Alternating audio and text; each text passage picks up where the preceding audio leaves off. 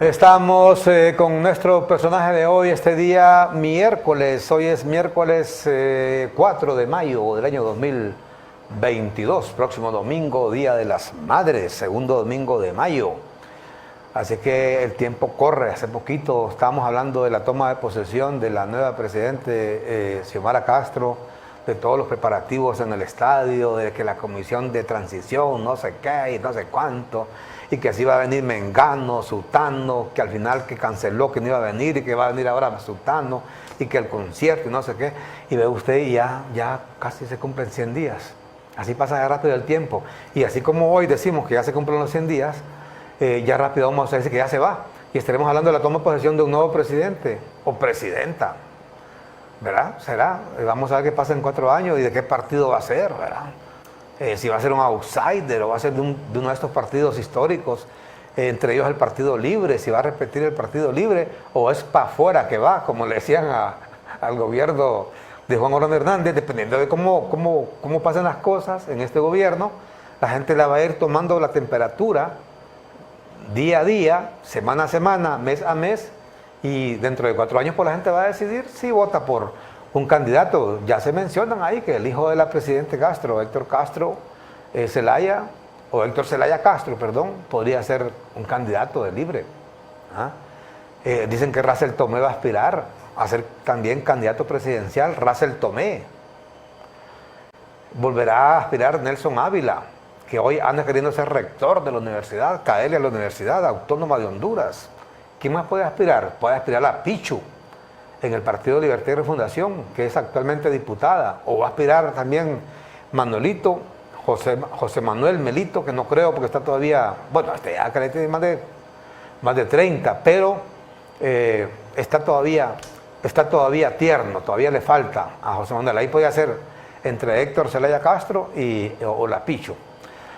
O van a sacar a alguien fuera del entorno familiar de la Presidenta de la República y podría ser, le repito, el caso de Russell Tomé. El caso de Russell Tomé, que podría aspirar en el Partido Libre. Aquí más le mencioné que podía aspirar. El mismo Nelson Ávila podía repetir.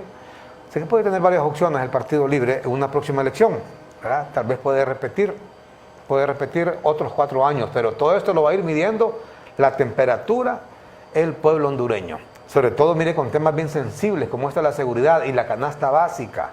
La canasta básica que se ha disparado enormemente, sobre todo, mire, esa guerra en Ucrania, ha venido a darle el tiro de gracia, pero son cosas que pasan en los diferentes gobiernos, ¿va? Aquí aparece siempre el si hubiera o si no hubiera. Por ejemplo, en el gobierno del presidente Flores, podría haber dicho, si no hubiera habido huracán Mitch, hubiéramos hecho esto, esto y esto. Pero como hubo huracán Mitch, en el gobierno anterior, si no hubiera habido huracán ETA y IOTA, pero peor aún la pandemia, pero hubo pandemia y hubo 2 huracanes.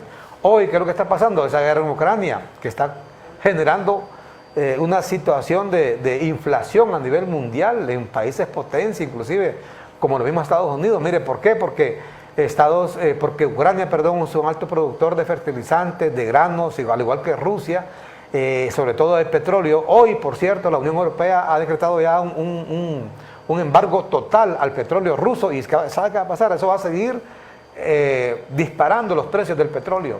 ¿Y qué significa eso? Que aquí en países como los nuestros, que consumimos los derivados del petróleo, aquí va a seguir subiendo combustible, ¿va? Y todo eso genera inflación y al final la gente se traduce en inconformidad a la gente, porque a nadie le gusta que le toquen el bolsillo. Usted va a un mercado ahora y se da cuenta cómo ha subido todo, ¿verdad?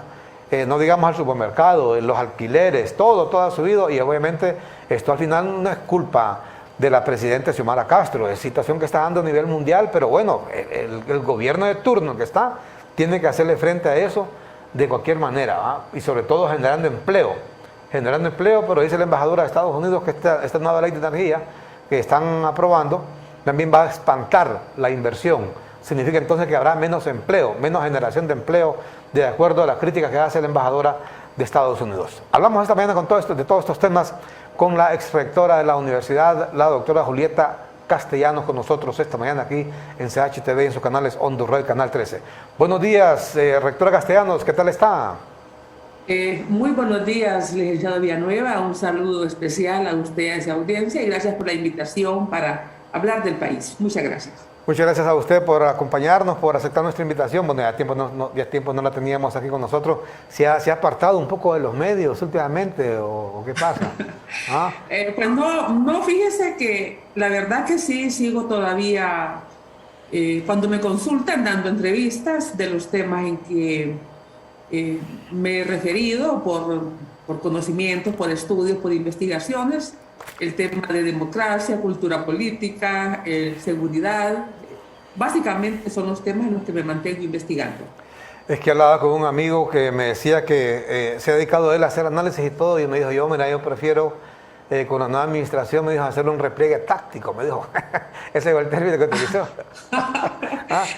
Sí, no, pero no es mi caso. Ajá. O sea, en mi caso, yo sigo participando, a veces me invitan en algunos foros, pero ahora uno tiene muchos compromisos también.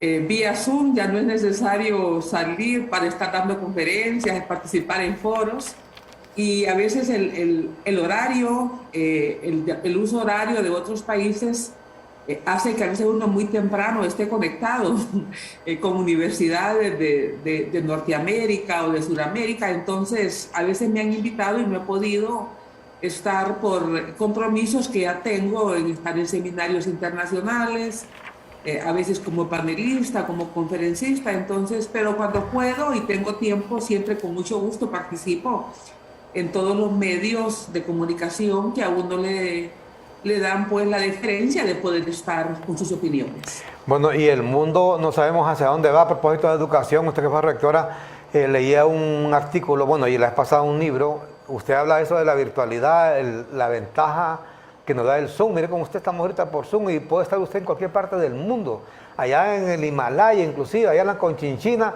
y podemos estar así completamente en vivo por el Zoom. ¿Y qué pasa? Mire, con la virtualidad ahora ya dice que va a haber un momento que va a parecer que usted está ahí en persona, en un lugar, ¿verdad? Ya todo esto, la inteligencia artificial va a ir desapareciendo una serie de situaciones en el mundo, y lo lamentable, que a esto quería llegar, que fíjense que en Honduras seguimos discutiendo si volvemos o no a clases. Imagínense qué discusión, ¿verdad? En lugar de estar discutiendo, o sea, hacia dónde va a ir la educación, qué tipo de cambios vamos a hacer en la educación parvularia, primaria, secundaria, la educación superior, por supuesto. En lugar de estar en ese debate, no, estamos discutiendo si volvemos o no. Ahí miraba, escuchaba a un corresponsal que alegre porque los profesores allá en un pueblo, en La Paz, decidieron volver a las escuelas ayer.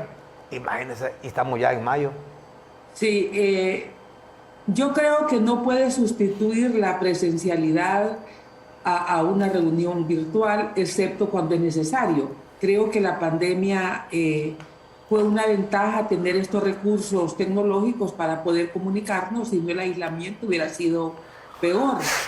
Ya debemos de pasar a la presencialidad, excepto en casos excepcionales. Yo debo decirle que estoy asistiendo presencialmente a los medios. El día de hoy fue por una situación muy particular que no pude trasladarme presencialmente a su canal. Pero yo prefiero la presencialidad. Uno puede distinguir una reunión o cuando da una conferencia que hay público en directo que cuando no lo hay. Para el caso, una reunión institucional o interinstitucional virtualmente es muy esquemática, muy fría, no hay lugar a una conversación, a una pregunta mucho más abierta, sino que es muy automatizada, más bien es la palabra correcta, creo, en el sentido que nadie habla de otro tema, se refieren únicamente a lo que se va, ni siquiera a veces hay un saludo cortés, personalizado, sino que un saludo muy general, por un lado. Y por otro lado, las conferencias también, mucha gente nunca abre el video. Uno no sabe si está con público o está sin público. Entonces, no es realmente, para mí no es realmente la forma de comunicarse. Y yo no estoy aceptando ir a reuniones virtuales cuando pueden ser presenciales. Claro, cuando es internacional, pues es otra la circunstancia, pero creo que debemos de avanzar ya a la presencialidad y a mi criterio, ha sido demasiado retrasado el proceso de entrar a clases, sobre todo en unidades académicas donde hay grandes espacios, incluyendo las universidades públicas, que tienen unos espacios extraordinarios.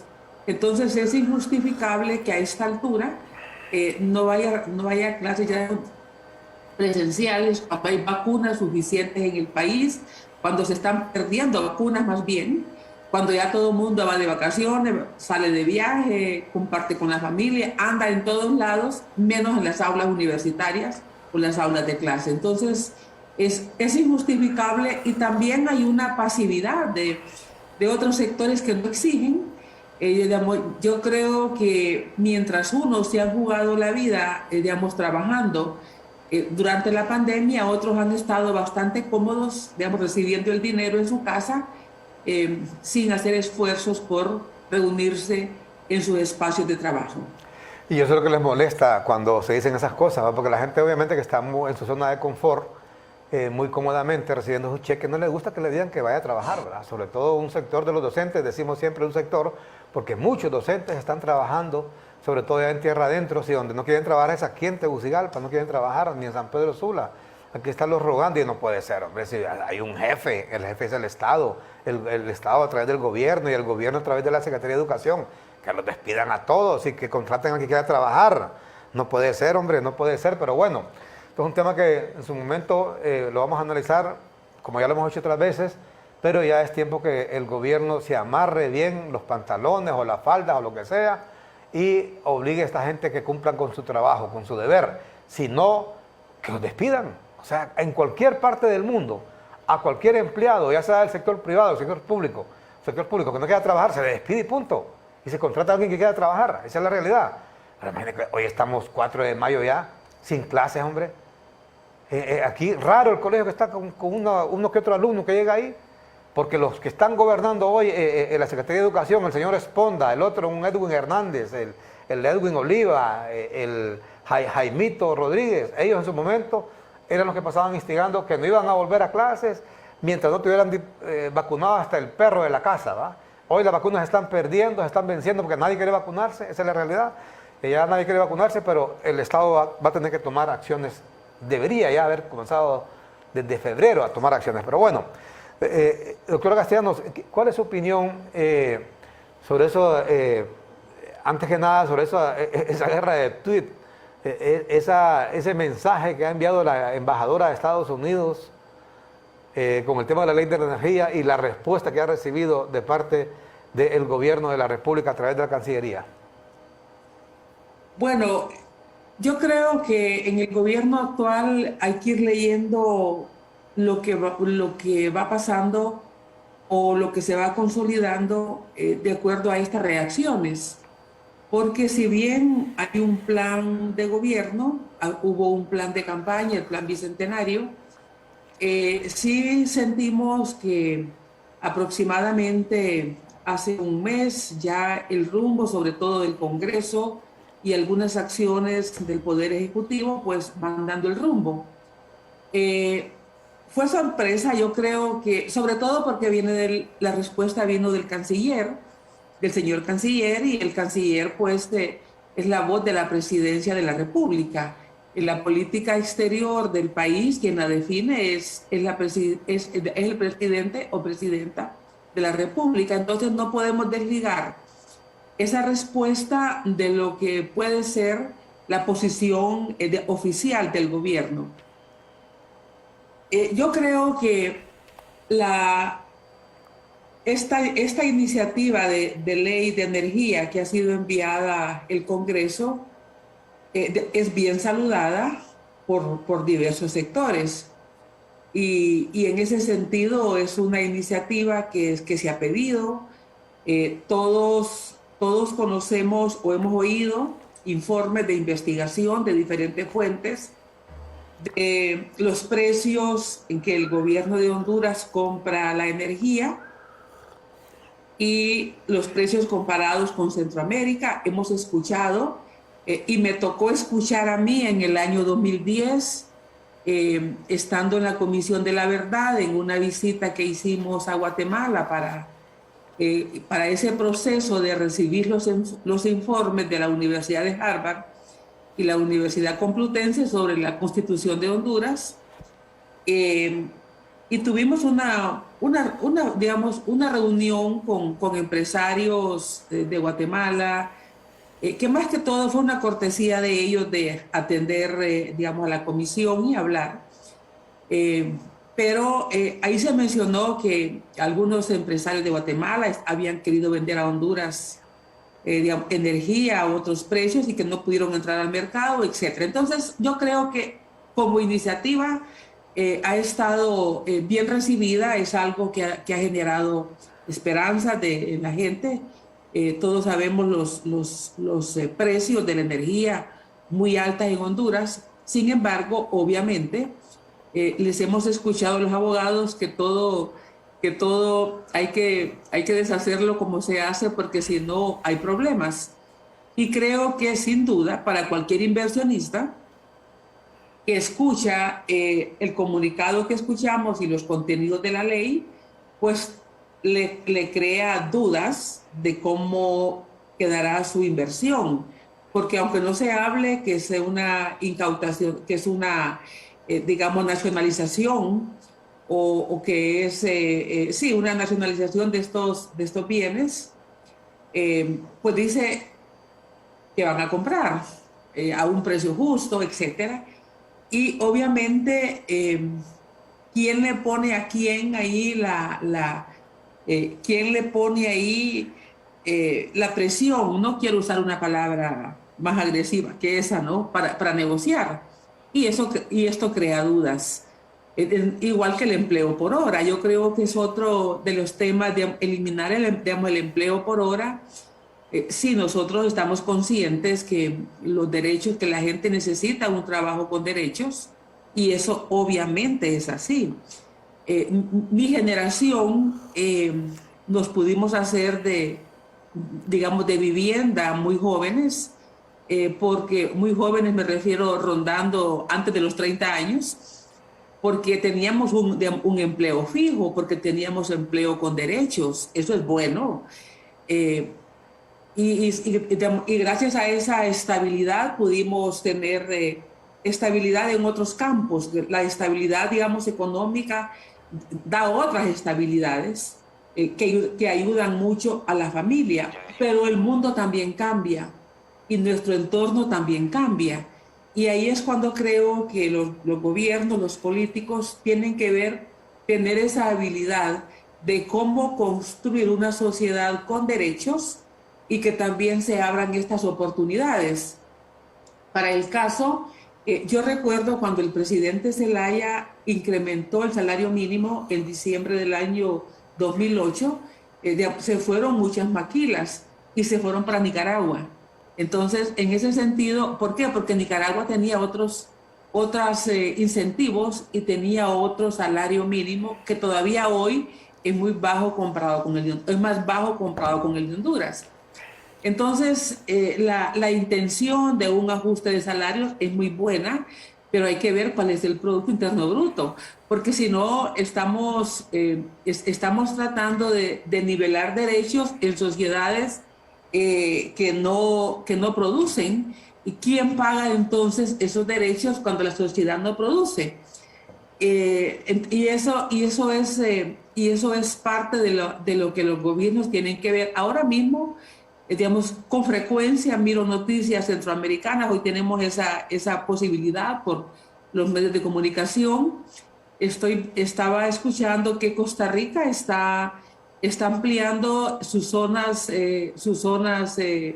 digamos, de desarrollo.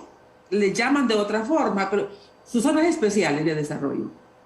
Entonces, en ese sentido, el país que tiene un sistema educativo mejor, el país que tiene una base social mucho más amplia y un recurso humano más fortalecido, es el país que atrae las mayores inversiones. Entonces, en este sentido, las intenciones de un gobierno pueden ser buenas. Yo no dudo que la intención de las sedes, de que la gente tenga derecho, es buena, pero hay que ver el entorno de Honduras, porque si esas condiciones no se dan en el país, entonces puede haberse. Y de ahí que tanto en el empleo por hora se habló más que se regulara y no que se eliminara. En el tema de las sedes, obviamente, eran unas zonas que tenían que cancelarse y ojalá que no le provoquen al país más problemas. Y ahora el tema de la energía. ¿Qué es lo que vemos? Que estas medidas están apuntando hacia a la eliminación de unos temas que el país cuestionó, que mayormente muchos sectores cuestionaron o cuestionamos, pero lo otro es que va a impactar en el empleo, obviamente va a impactar en el empleo. El trabajo por hora en algún momento va a impactar el tema de, digamos, de la energía, sobre todo por la inversión. Y si el país no tiene recursos propios para invertir y no los tiene, requiere de la inversión extranjera. Ese es el punto. Entonces, si el país está al límite, ya el país prácticamente está al límite del endeudamiento, tampoco es correcto que estén recurriendo a las reservas internacionales. Correcto. Porque se van a gastar los ahorros que han dejado otros gobiernos. Y en ese sentido eso va a impactar muchísimo en la economía. Sí. Por lo tanto, casi nadie ha dicho nada con estos 1.000 millones que se sacaron de las reservas. Pero yo creo que por lo menos la Comisión del Congreso, los organismos especializados en temas económicos, como el Instituto de Investigaciones Económicas de la Universidad, el FOSDE, que son especialistas en estos temas, tendrían que pronunciarse. Correcto. Si estar metiendo las manos a la reserva va a continuar. Correcto. Fíjese que nosotros aquí hablábamos en días pasados justamente ese tema de las reservas, de los 1.000 millones de dólares, porque ¿qué son las reservas? Las reservas son justamente ahorros que tiene que tiene un Estado, pues así como alguien ahorra en su casa, ya sea en el banco, ahorra debajo del colchón. Entonces ejemplarizábamos que, por ejemplo, viene alguien, tiene problemas en la casa para comprar los medicamentos o lo que sea, y en lugar de trabajar viene a hacer uso de esas reservas que están ahí debajo del colchón. Entonces la gente que estaba antes en esa casa decía no tocaba esas reservas porque hay que tener ahí siempre una huaquita, una huaca ahí por cualquier emergencia. Pero ya alguien las agarra, eso es lo más fácil, tocar esas reservas, agarrar de ahí porque ya está ese pisto ahí, ¿verdad? Aquí hay que recordar, hay más de 8.000 millones en reserva, ¿verdad? Es bastante dinero, gracias a las remesas sobre todo que han enviado nuestros compatriotas que viven allá en Estados Unidos y en España, pero sobre todo en Estados Unidos. Entonces, ahí están esas reservas. Pero bueno, yo lo que decíamos el otro día, doctora, que yo me he fijado... Por eso es que esa relación con Estados Unidos y Honduras es una relación importante. Claro. Y de ahí un poco también la extrañeza de esa reacción, digamos, oficial, porque pudo ser una respuesta mucho más cortés, no una respuesta con ese nivel. Digamos, imagínense que por un lado se le responde de esa forma a la embajadora y por otro lado se está pidiendo la ampliación del TPS, ¿no? Entonces, y que se abra un espacio para la migración, etcétera. Entonces, digamos, yo creo que, digamos, que en la medida de que es un vínculo donde las partes se necesitan, en esa medida la relación debe de mantenerse en los niveles donde la puerta esté siempre abierta, porque la reacción que hubo ayer en los chats colectivos o en los chats que uno tiene, bueno, esto es una tirada de puerta para la señora embajadora, ¿verdad? Y si están tirando la puerta, ¿quién la está abriendo? O ya tienen otra puerta abierta. Entonces comienzan las conjeturas, que es lo que hemos oído hoy también en algunas opiniones. Si están con esta confrontación es porque ya tienen algún plan. Ya tienen algún plan. Y yo creo que el concepto de que sí, una ley como la que se ha enviado al Congreso, pues sí genera dudas entre los inversionistas, sin lugar a dudas.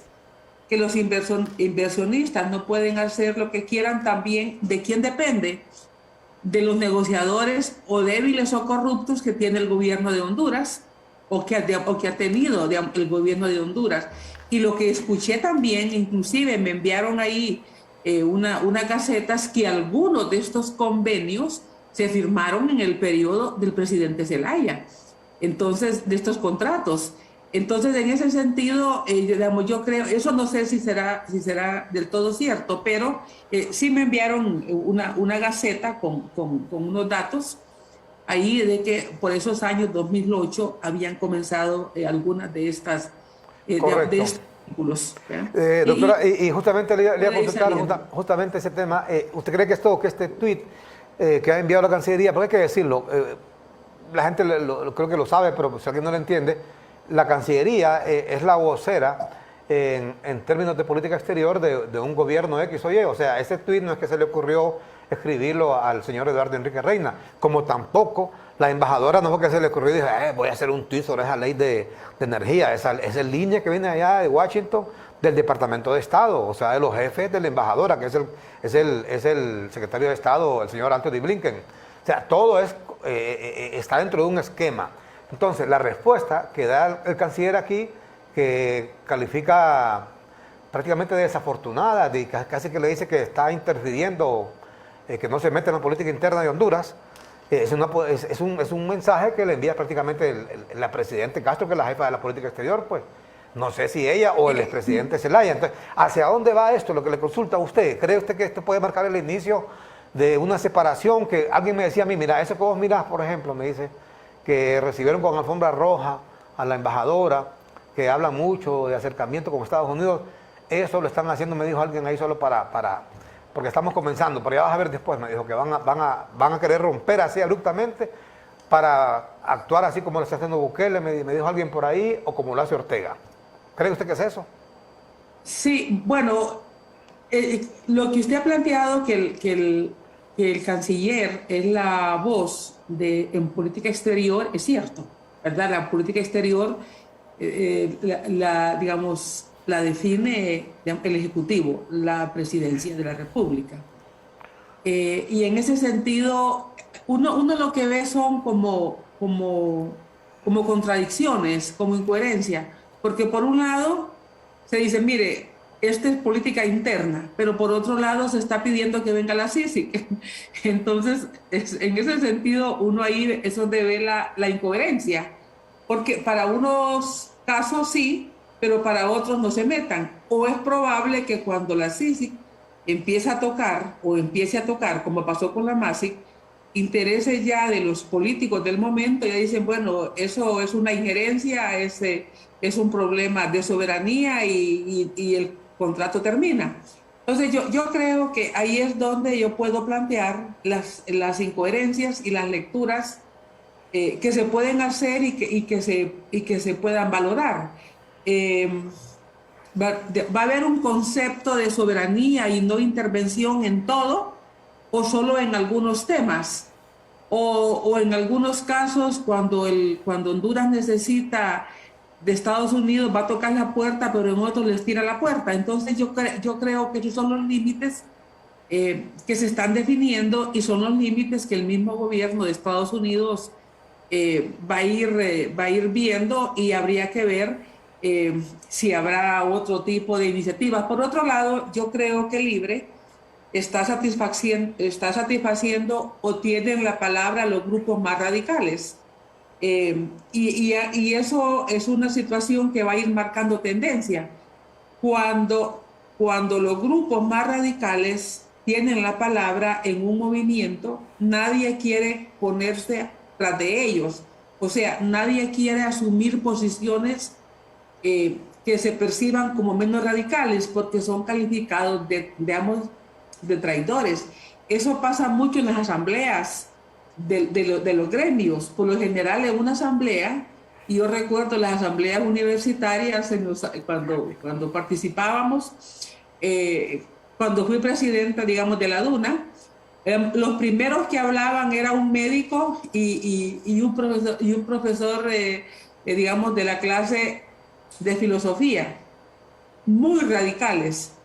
Cuando ellos hablaban, había huelga, ya, había paro, porque nadie se atreve a plantear una posición que sea menos radical, porque lo gritan, lo sacan, lo silban. Entonces yo me imagino que lo mismo está pasando en Libre. Cuando hablan los más radicales, los que son más moderados se repliegan y inclusive tienen miedo a los insultos, como está habiendo ya un poco de autocensura, como la gente que dice usted, yo mejor me repliego, yo mejor no hablo porque me pueden atacar, y en efecto atacan porque lo pueden hacer de manera directa, poniendo el rostro, o lo pueden hacer a través de las gentes que tienen para que ataquen a través de las redes sociales. Y creo que eso es en un gobierno, en todos los gobiernos tienen grupos de respuesta, pero yo creo que que en la medida que las personas comiencen a autocensurarse, van perdiendo la voz. Y en la medida que haya gente que, digamos, que agrede verbalmente o puede llegar a otro tipo de agresiones, como lo hemos visto con los comandos que se han puesto, bueno, sobre todo lo hemos visto en el sector salud y en el sur también en el sector salud. Entonces, en ese sentido, creo que se va creando esa sensación Correcto. de Por cierto, hoy le cuento, hoy ha habido otra toma. Ayer pasábamos bueno, había se dio un enfrentamiento ayer entre los mismos grupos de Libre, los que le llaman estos colectivos, en el Hospital del Sur, en Choluteca. Hoy es en el norte, tienen tomada la carretera CA13, los dos carriles de este importante, es como la arteria aorta de la economía hondureña, la CA5, sobre todo ahí en las puertas de la empresa nacional portuaria, donde sale toda la mercadería que llega al país y llega toda la mercadería que va a salir para el exterior. Entonces, de esa toma ve usted, esa toma en los dos carriles, porque quieren ahí los colectivos que saquen a todos los empleados que están ahí en la empresa nacional portuaria y les den o los enchamben a ellos, como se dice. El tema de fondo es que una cuestión es que aquí se hagan ese tipo de protestas con empleos, por ejemplo, como en la alcaldía, como en algunos ministerios, allá en INSEP, etcétera, pero en una empresa como la portuaria, hombre, ahí trabajan, tenemos personal que ha sido entrenado, ¿verdad? No es que va a llegar ahí cualquier activista a reemplazar a alguien que ha costado tanto, y todas estas cosas sentimos que lo que al final está, lo que puede es causar un enorme daño a la economía, más de lo que ya está causando. Ese escenario que estamos viendo es de hoy. Es de hoy, sí, ahorita en vivo. Ya, ok. Bueno, esto fue hoy en la madrugada, pero las tomas sigue ahí, sigue ahorita. Como no he visto noticias porque comencé temprano, pero para empezar con usted el día, entonces no he visto noticieros de este día. Sí, ese día ahorita. Sí, fíjense que, digamos, yo creo que es compleja la situación del país. Y es compleja para todos los gobiernos, no solamente para este gobierno. Lo que usted planteaba, cada gobierno puede empezar con muchas ilusiones, pero una cosa es la campaña y otra cosa es el poder. Una cosa es ver los problemas, digamos, y criticar todo lo de un gobierno o una institución y tomar las riendas de esa institución o del gobierno y empezar a resolver. Porque no es fácil, mire, ni las instituciones son fáciles, y menos la complejidad de un país.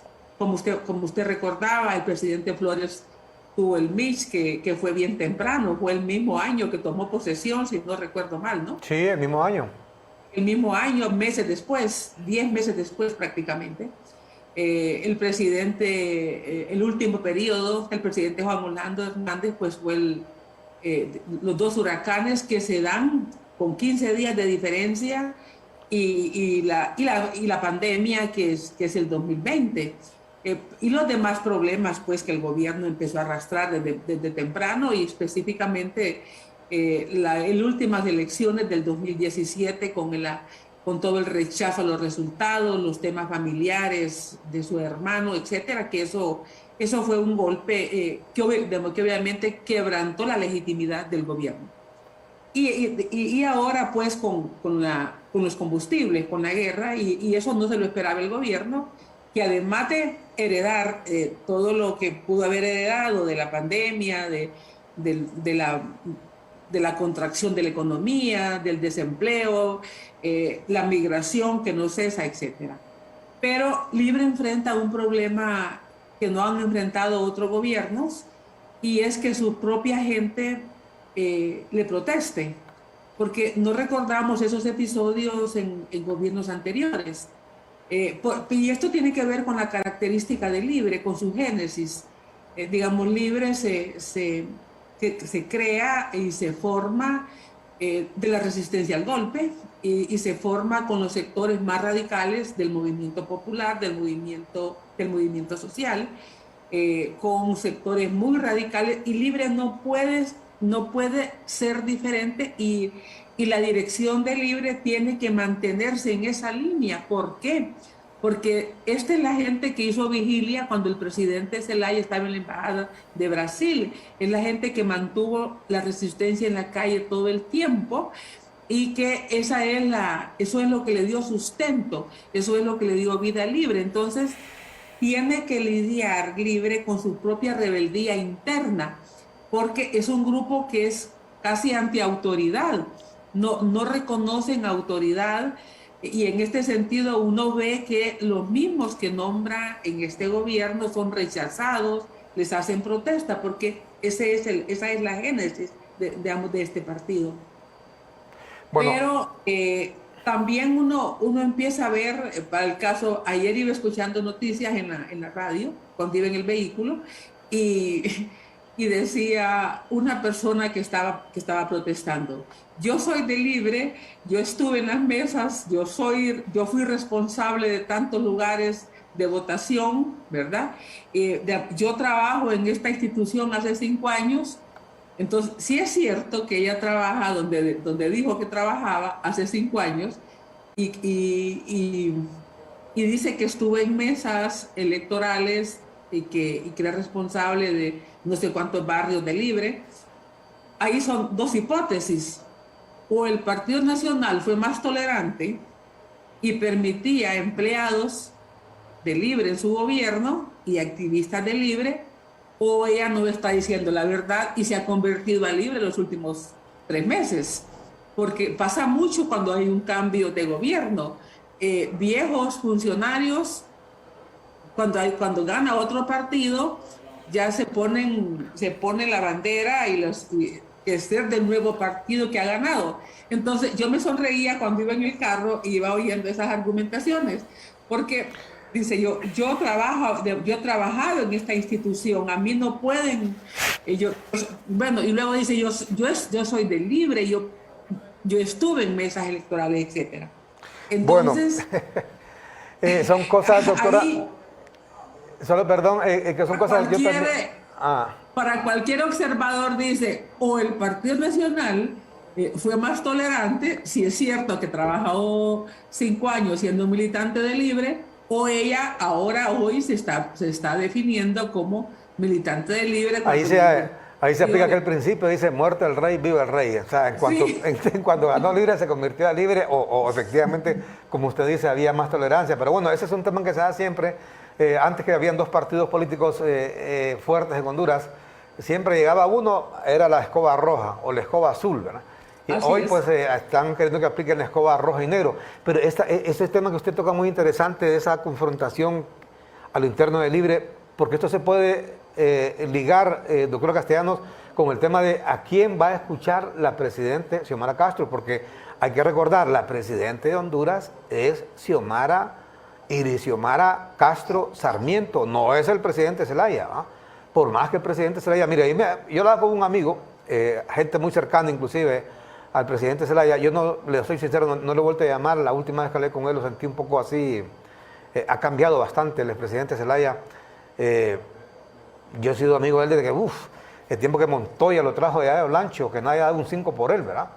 Tenía una oficina de recuerdo ahí que era presidente de la AMADO. La AMADO era la Asociación de Madereros de Honduras, que daba ahí en el barrio La Guadalupe, que para irlo a ver, le cuento, ahí en ese barrio La Guadalupe, en ese tiempo, yo no sé si todavía, se llevaba un montón de bolitos, esto que uno le llama pachangueros, peyorativamente. Entonces, para ir a ver a Mel, tenía que usted ir brincando de pachanguero y pachanguero para poder llegar a la puerta ahí donde estaba la oficina de él, ¿verdad?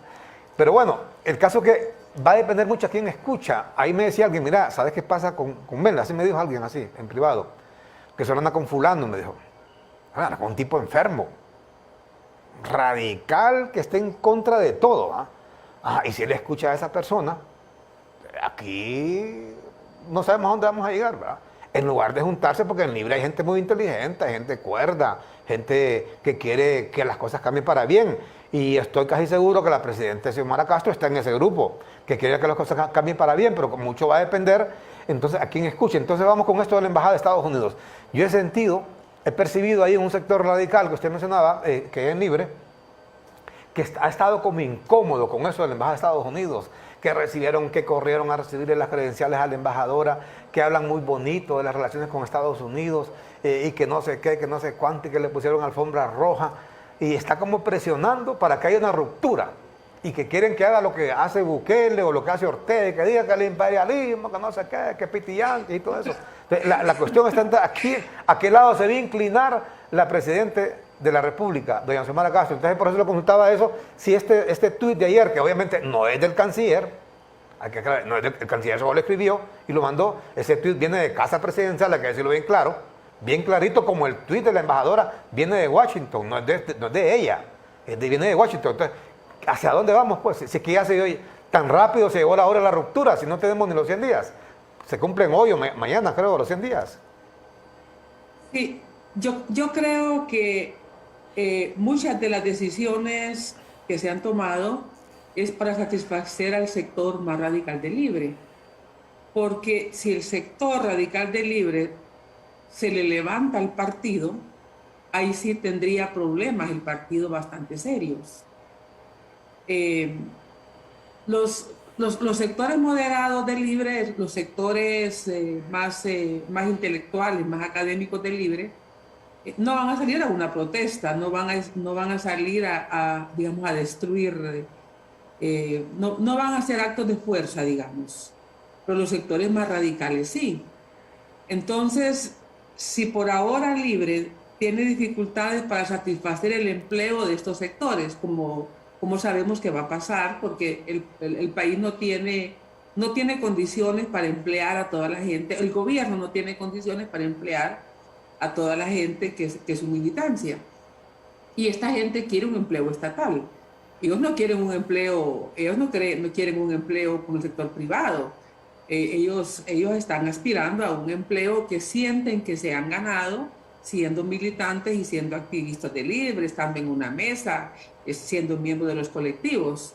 Entonces, si Libre no tiene condiciones óptimas o que no va a poder satisfacer a todos de este sector, pero si Libre además no lo satisface con esa actitud que va construyendo de un distanciamiento por ahora y que puede llegar a otros niveles en un futuro próximo frente a Estados Unidos, ¿qué le ofrece Libre al sector más radical? Yo creo que ese es el punto. Si vemos los que hablan en el Congreso, si vemos los que tienen mayor voz en el Congreso, son los sectores más radicales, pero no los vemos realmente haciendo planteamientos.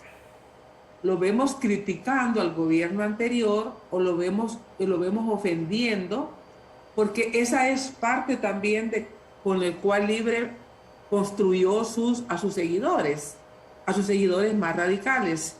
Si vimos el discurso fuera Jo, anti-Jo, era un tema que estuvo presente en todos los años y eso nutría Libre, eso lo alimentaba, eso le daba, era como darle la cucharada de vitamina todos los días al partido.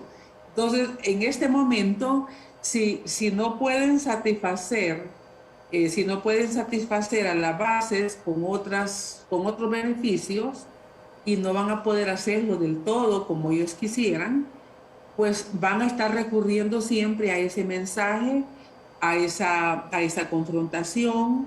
Escuchamos al expresidente Zelaya el 1 de mayo decir, se fue el dictador, pero la dictadura ha quedado. Entonces, ¿quién es la dictadura? Son ellos. porque ahora son gobierno.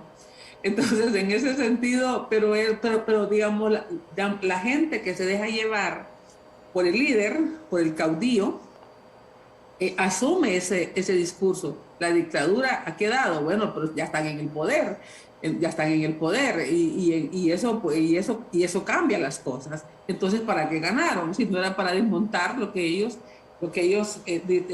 estaban planteando.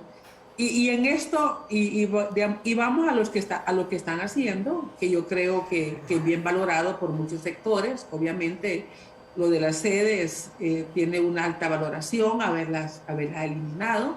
Digamos, el empleo por hora, yo creo que el empleo por hora satisface a unos sectores, pero también preocupa a otros.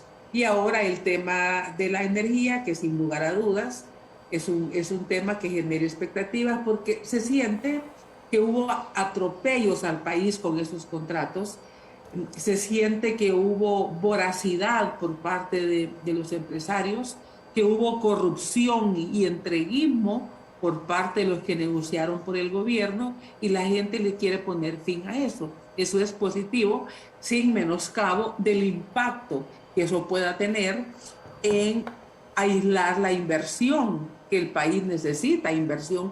¿Por qué? Porque la gente invierte, porque sabe y parte de unos supuestos, de unas condiciones que le favorecen muchísimo, y aquí está el gran negocio y metámonos ahí. Correcto. Entonces, y si eso no cambia, y si eso cambia, obviamente la gente dice, bueno, en ese país no se sabe qué va a pasar dentro de 2 años, dentro de 3 años, porque ahí están habiendo cambios, mejor nos vamos a un país más estable, y en la zona hay países más estables. Y es lo que la gente desgraciadamente no entiende, por más que no quiera expresarles y este tipo de situaciones. Mire, ¿cuál es el principal problema que hay en Honduras en este momento?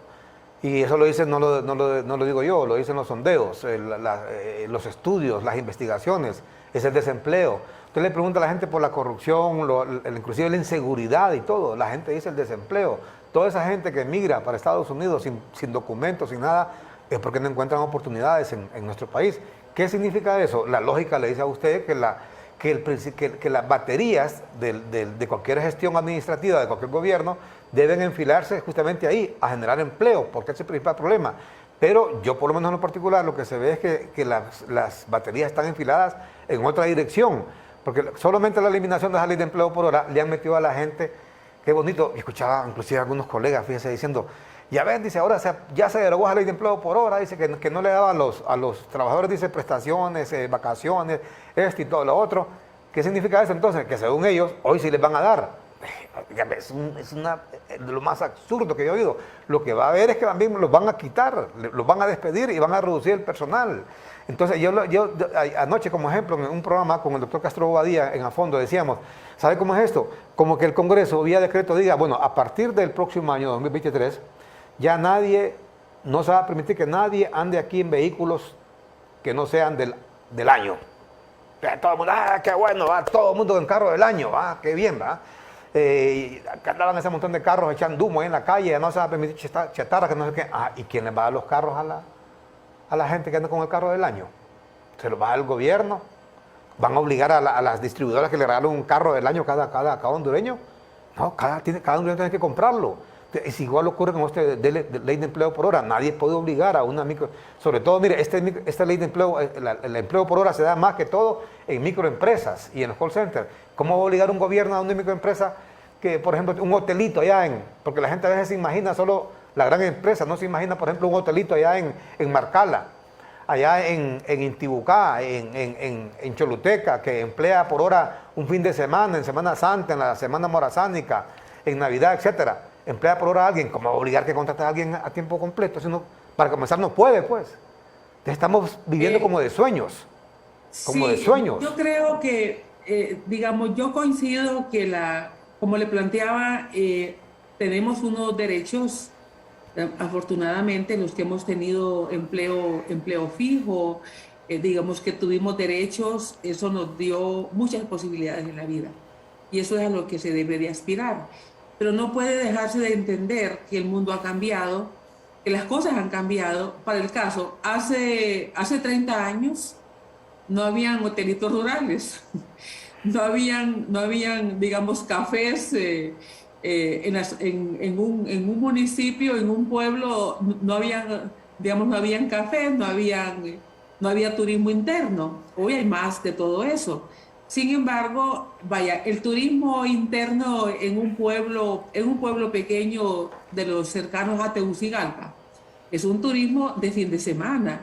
Eh, esos pequeños restaurantes que hay en pueblos como Santa Lucía, Valle de Ángeles, Ojojona y otros más en Campamento o en cualquier otro lugar, ¿verdad? No, no es la gente del pueblo la que va a comer ahí todos los días, ¿verdad? Porque en los pueblos hay un nivel de ingreso que también es limitado. Esos pequeños restaurantes se sostienen con el turismo que llega de la ciudad, digamos, de gente que va a un relax porque está cansado de ver el tumulto, de ver la cantidad de carros, etcétera, y dice, vamos a comer fuera, ¿no? Ese es un empleo por hora, ese es un empleo por días, de fin de semana. Quizás los lugares más cerca de Tegucigalpa puedan abrir de 4 a 9 de la noche, porque hay gente que sale y tiene que volver porque va a trabajar al día siguiente. Una empresa de estas no puede sostener un empleo de 8 días, digamos, de 40 horas, porque no le da, digamos, el trabajo, no le da la actividad económica de ese lugar.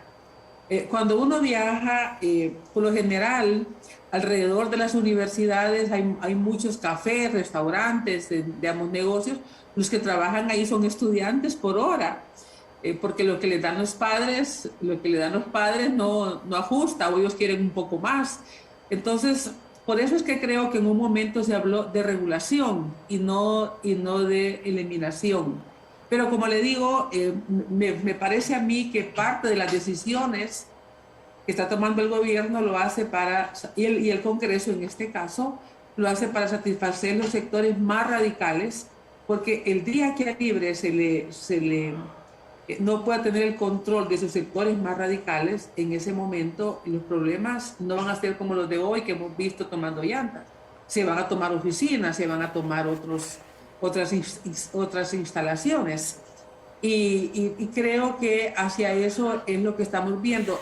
También vimos una carta hace unas semanas donde criticaban a Libre, digamos, era una plataforma que se había constituido de movimientos sociales, algo así, pero era gente digamos, de Libre, afín a Libre, y estaba criticando inclusive que mucha comisión de Estados Unidos estaba viniendo al país. Entonces y eso obviamente tiene que ser personas que creen en una autonomía absoluta de los países y que creen en una relación bilateral de tú a tú con las potencias. Ni los estados socialistas tienen esas autonomías, solo que la potencia es otra, ¿no? Y todos vemos que inclusive, digamos, momentos donde esas digamos, relaciones se distancian.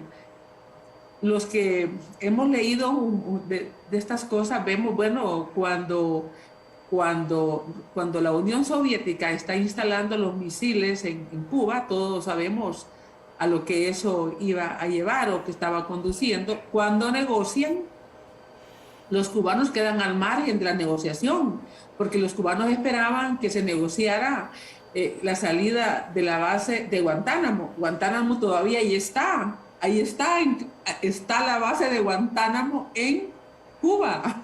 Entonces, cuando uno oye hablarles de soberanía, de autodeterminación, ¿cuál?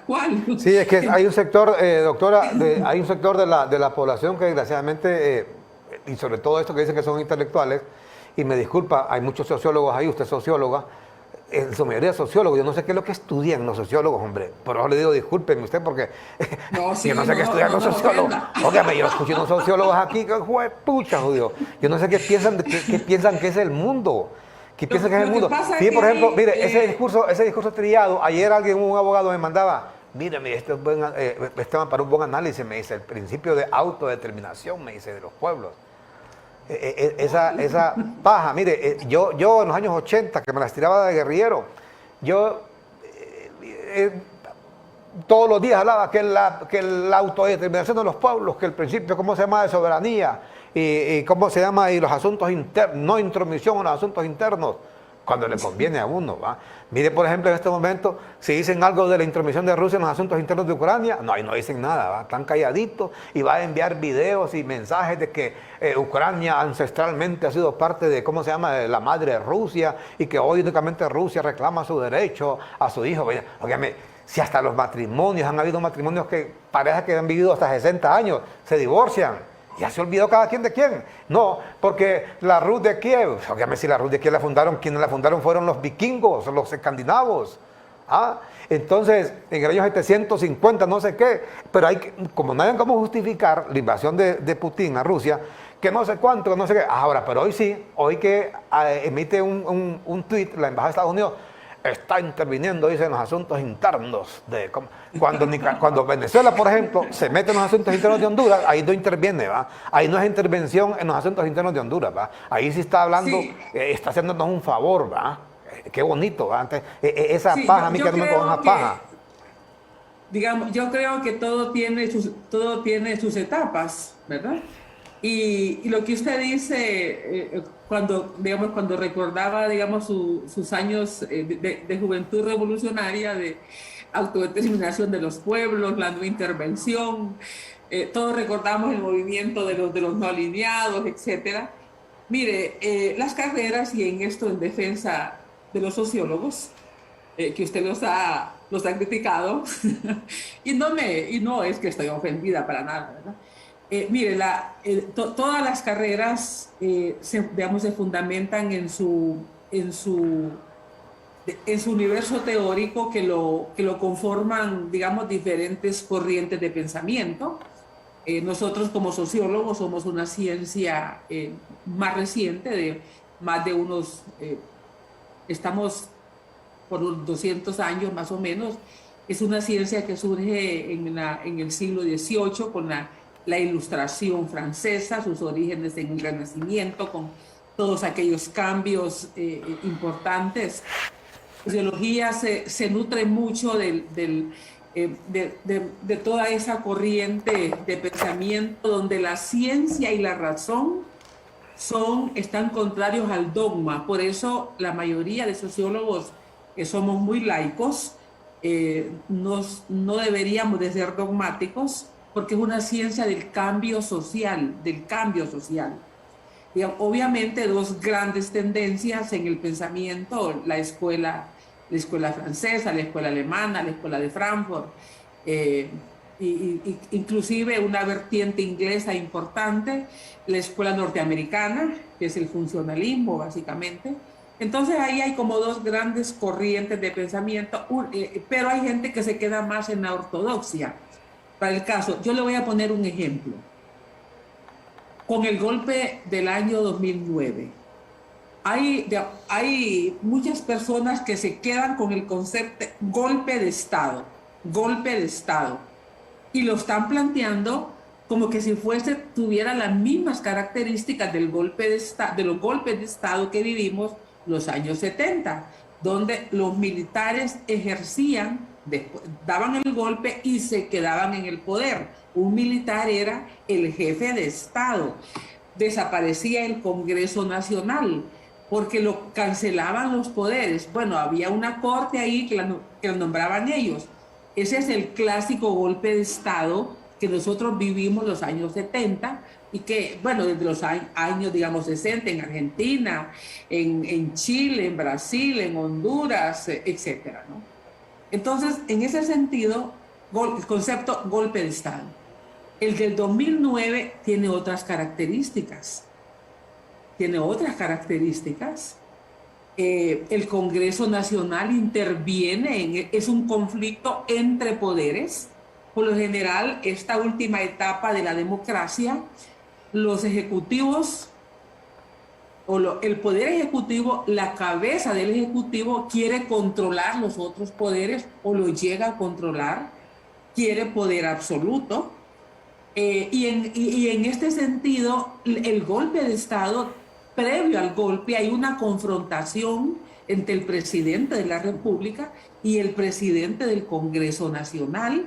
Es un conflicto interpartidario que se resuelve lamentablemente no por la vía democrática, no por la vía de la negociación, sino por expulsar violentamente al presidente del poder con una orden de captura que emite la Corte Suprema de Justicia, que esa orden de captura no se la trasladan a la policía porque no tienen confianza que la policía la ejecute.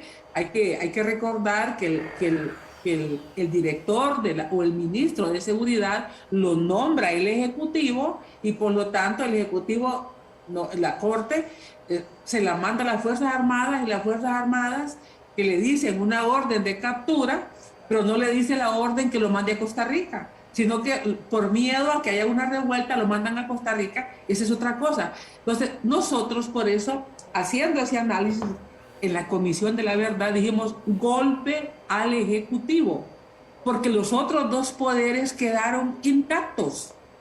Quedaron todos los diputados, se reúnen ese día se reúnen mientras el presidente está allá en Costa Rica, leen una renuncia, entre comillas, una renuncia que reciben. Mire toda la pantomima que hicieron, ¿eh? Aceptan la renuncia, ¿verdad? Cuando en el caligrafiado que se hace de la carta, ¿verdad? Pues esa firma no es del presidente Zelaya. Entonces, pero los ortodoxos, los marxistas ortodoxos, siguen llamando golpe de Estado. ¿Por qué? Porque es una categoría más fuerte, obviamente, ¿verdad? Es una categoría que esconde la realidad. Es una categoría que no devela que en ese golpe al Ejecutivo participaron los otros políticos del mismo partido. Pero es más, esa categoría esconde el conflicto interpartidario que hubo en el Partido Liberal. Un conflicto que no fue único del último gobierno liberal, sino que lo tuvo el presidente Flores con Pineda Ponce cuando era presidente del Congreso, lo tuvo el presidente Reina en menos grado con el ingeniero Flores cuando era presidente del Congreso, lo tuvo Suazo Córdoba, Suazo Córdoba también. Entonces, en ese sentido, esa categoría de golpe de Estado, a nuestro criterio, es una categoría correcta para aquellos golpes de los años 70, de los años 60, pero este golpe que hubo en Honduras es lo que se llama hoy golpes blandos. Correcto. En la misma democracia se lo da y continúan los otros poderes, o es lo que le quieren dar ahora digamos, al presidente peruano, donde el Congreso está insistiendo, ¿verdad? En un voto de censura. Fue lo que le dio Fujimori al Congreso cuando eliminó al Congreso. O sea, es esa confrontación entre poderes. Pero los más ortodoxos, dentro de las ciencias sociales y de los políticos, dicen golpe de Estado, desconociendo las particularidades de estas nuevas confrontaciones entre poderes que a veces terminan con la cancelación de los parlamentos o con la expulsión de los ejecutivos. Y eso es lo que estamos viviendo en esta etapa, digamos, democrática. Hay que estudiar para analizarlo y para entender mejor lo que pasa. Correcto, doctora. Y así, bueno, eso es lo que ocurre en la explicación que hace la rectora Castellanos a propósito de grupos radicales. Mire, me comentaba alguien ayer que hay un grupo radical de Libre que le quiere caer a la universidad. Le comento, tal vez después tenemos tiempo de hablar de esto, a la Autónoma, la universidad donde fue usted rectora. Me dicen que es el doctor Nelson Ávila, que está ahí, anda con un grupo. Él siempre ha tenido aspiraciones. Pero que ahora andan con un plan. Yo no sé si la Presidenta de la República apoya eso, yo no creo que lo está apoyando, pero que anda él en un plan ahí con eso. Anda en ese plan, pero sí, bueno. No, digamos, he escuchado de varios candidatos, incluyendo a Nelson Ávila, otro médico también, que no recuerdo en este momento el nombre, invitó a... Ahí me llegó, alguien me reenvió una invitación que estaba haciendo en un enlace para presentar por qué quería ser rector. Me comentaron además que hay otros que han manifestado públicamente su interés. Siempre la universidad va a despertar esos intereses y bueno, a ver qué pasa. Correcto. Bueno, doctora Castellanos, y así en una opinión general, ¿cree usted que el gobierno, el nuevo gobierno, está cumpliendo las expectativas que se ha generado, que generó entre el pueblo? Algunos podrán creer que es muy poco tiempo para hacer una valoración. La Presidenta cumple 100 años, 100 días, mañana, pasado mañana. Pero como dicen, por la víspera se conoce la fiesta. ¿Cree que va enrumbada bien, que va enrumbado bien el gobierno a cumplir la expectación que hay entre el pueblo con el cambio luego de 12 años de gobiernos nacionalistas? Bueno, como le planteo, todo gobierno es complejo y yo creo que más cuando un partido gobierna por primera vez o cuando ha estado distante del poder tanto tiempo. Nunca el sector que está gobernando había estado tantos años sin gobernar. Si consideramos que parte del Libre viene del Partido Liberal y que ya fueron gobierno, el último gobierno del Partido Liberal fue 2006-2009. Y muchos de los funcionarios que estuvieron están repitiendo en este gobierno. Algunos con otros cargos y otros en cargos parecidos. Deben sentir una enorme diferencia entre lo que fue las condiciones de aquel momento y las actuales. Digamos diferencias por muchas razones. Primero, hay que recordar que el gobierno de Zelaya en el 2006 heredó unas condiciones económicas diferentes. El gobierno, y por muchas acciones, se había logrado la condonación de la deuda, lo que venía a nutrir la estrategia de reducción de la pobreza, fondos que fueron dedicados a la estrategia de reducción de la pobreza.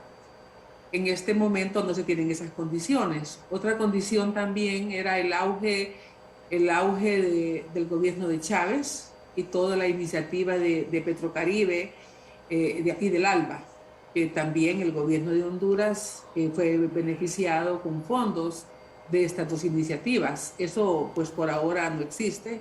El gobierno de Venezuela tiene otras condiciones.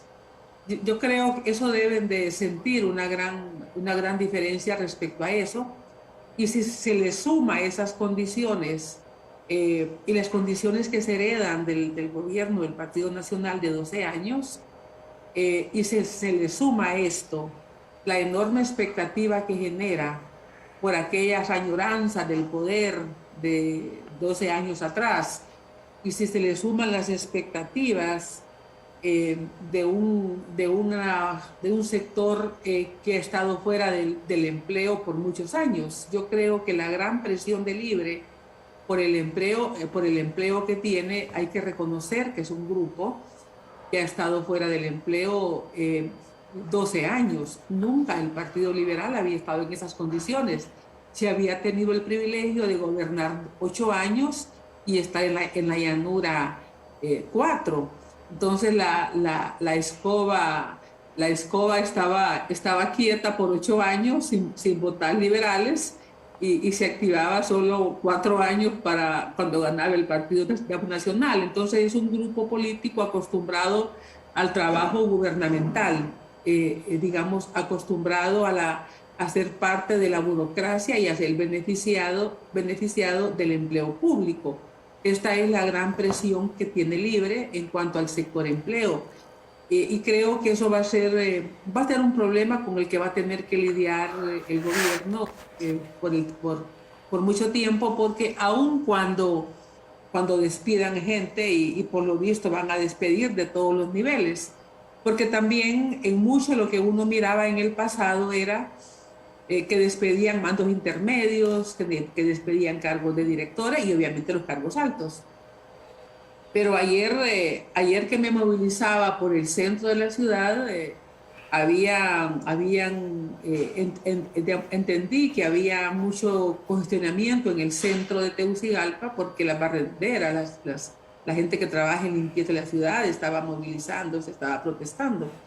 Entonces, pareciera que sí van a haber despidos, inclusive a los niveles más altos.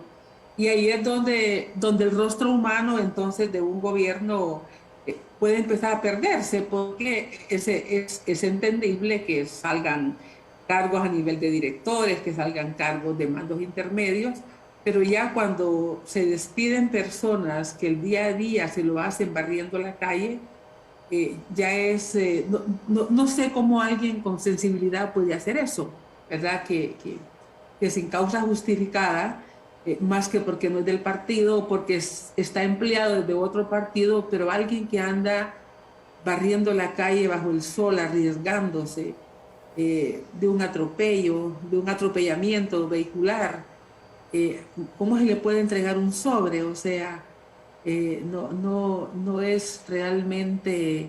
fíjese, y yo en esto quiero decir algo, nosotros en la universidad mantuvimos el sector de higiene como empleados universitarios, no se terciarizó esta área en la universidad. Y lo hicimos con ese criterio de que la mayoría son mujeres solas, que no tienen el apoyo de un compañero de hogar, madres solas, y que su sueldo, como dice un amigo, se va todo para el fogón, todo su sueldo se va para la cocina, porque con eso mantiene sus hijos. Son mujeres que se enferman y tienen derecho al seguro social. Entonces, cuando vemos que en un gobierno, sea local o nacional, se despide este nivel de empleo, en realidad ahí se pierde el rostro humano de un Correcto. gobierno. Independientemente del partido que sea, no lo estoy refiriendo solamente si lo hace este gobierno de Libre, si lo hace un gobierno nacionalista igual, si lo hace un gobierno liberal. Correcto. Y ahí vemos que hay una despersonalización donde el funcionario que hace esto no debe tener realmente una formación humanística para poder hacer esto fríamente. Correcto.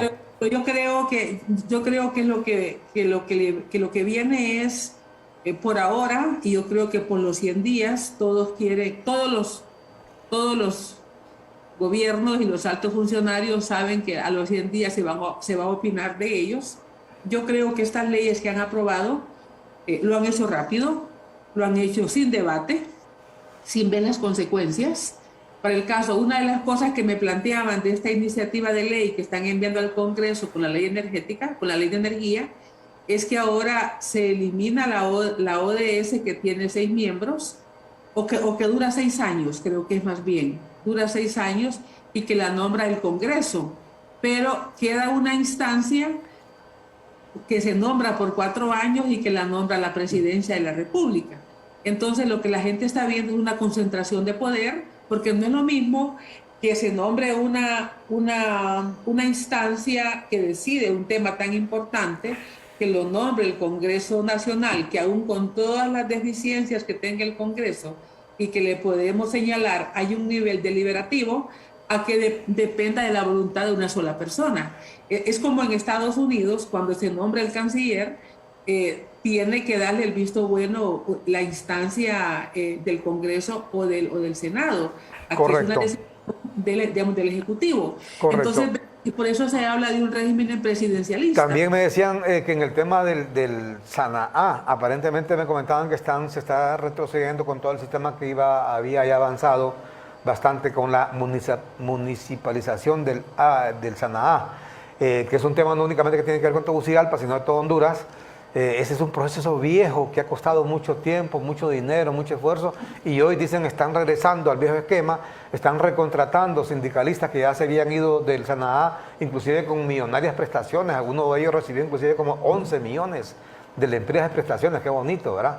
Con el dinero del pueblo. Pero bueno, están recontratando a esta gente, así que estamos retrocediendo también en eso. Pero debe ser, digamos, debe ser lo mismo que le planteaba. Correcto. Debe ser, le planteaba que fueron las bases que se movilizaron frente a la embajada. Sí, entonces, bueno, es complicado esto, doctora. Hay que complacerlos. Tenemos que ir a una pausa y cuando regresemos, porque ya se nos está yendo el tiempo, aunque sea brevemente, hablaremos del tema de la violencia, de si ha aumentado o ha bajado en estos 3 meses, si ha aumentado o ha bajado el tema de recontratar a policías depurados, pero sobre todo el tema de la violencia. Mire, con esto de los grupos radicales, fíjese que esto, desde el nacimiento del comunismo ya formado gobierno, así nació. Desde el manifiesto comunista de Karl Marx y Federico Engels, que fue en 1848, primer gobierno instalado, fue el gobierno de la Unión Soviética, bueno, el gobierno ruso con Vladimir Ilich Ulyanov, más conocido como Lenin. Mire, en realidad dice que la revolución que hubo en Rusia fue en febrero, no fue en octubre. ¿Cuándo se da una revolución? Por ejemplo, cuando la revolución cubana fue cuando pusieron a Batista, que salió huyendo de Cuba. Cuando la revolución en Nicaragua fue cuando pusieron a la dinastía y a Somoza. Es así, cuando se dio una revolución. Pues la revolución que obligó a la abdicación del zar en Rusia fue en febrero de 1917. Como resultado de esa revolución se instaló un gobierno provisional, encabezado por liberales y socialistas moderados. Y sobre todo por, creo que era Alexander Kerensky creo que era el apellido, que hizo Lenin, comenzar a conspirar desde el extranjero, estaba en Suecia, desde allá pasaba, emitía un panfleto y llamó al pueblo ruso a insurreccionarse contra el gobierno provisional, por un gobierno moderado, y con sus bolcheviques radicales depuso a ese gobierno provisional en la revolución que le llaman ellos de octubre. En realidad fue un golpe de Estado, ahí luego vino todo el relajo que se armó, hasta que se constituyó ya la Unión Soviética en 1922. Pero siempre han sido estos grupos radicales los que se han impuesto al final contra los moderados. En aquel tiempo fueron los bolcheviques contra los que le llamaban los mencheviques. Y ya sabe toda la historia que pasó. Un experimento llamado Unión Soviética, la URSS, que duró ¿cuánto? 70 años. Al final se vino a pique como un castillo de naipes en 1991. ¿Cuáles fueron los resultados? Ya todo el mundo los conoce. De esa guerra de Rusia en Ucrania, que está causando enormes dolores de cabeza en el mundo, porque aparentemente por ratitos al señor Vladimir Putin se le viene que quiere volver a tener el poderío de la antigua Unión Soviética. No, si eso ya desapareció hace más de 30 años, así que se le debe meter en la cabeza a Putin que ya todos esos países, no solamente Ucrania, que formaron parte, Azerbaiyán, Kazajstán, Uzbekistán, Kurdistán, Moldavia, Estonia, Letonia, Lituania, Georgia, Bielorrusia, y esos países son países, debe aprender a respetarlos, pero bueno, la gente no entiende eso. Vamos a hacer una pausa y cuando regresemos ya brevemente con la rectora, porque estamos sobre tiempo, vamos a la pausa con Claro. Con Claro va a la velocidad de mamá, con los Super Pack todo incluido desde 25 lempiras que incluyen internet, llamadas ilimitadas a la red Claro, minutos a otras redes y redes sociales ilimitadas. Actívalo ya ingresando a miclaro.com.hn. ¡Claro que sí!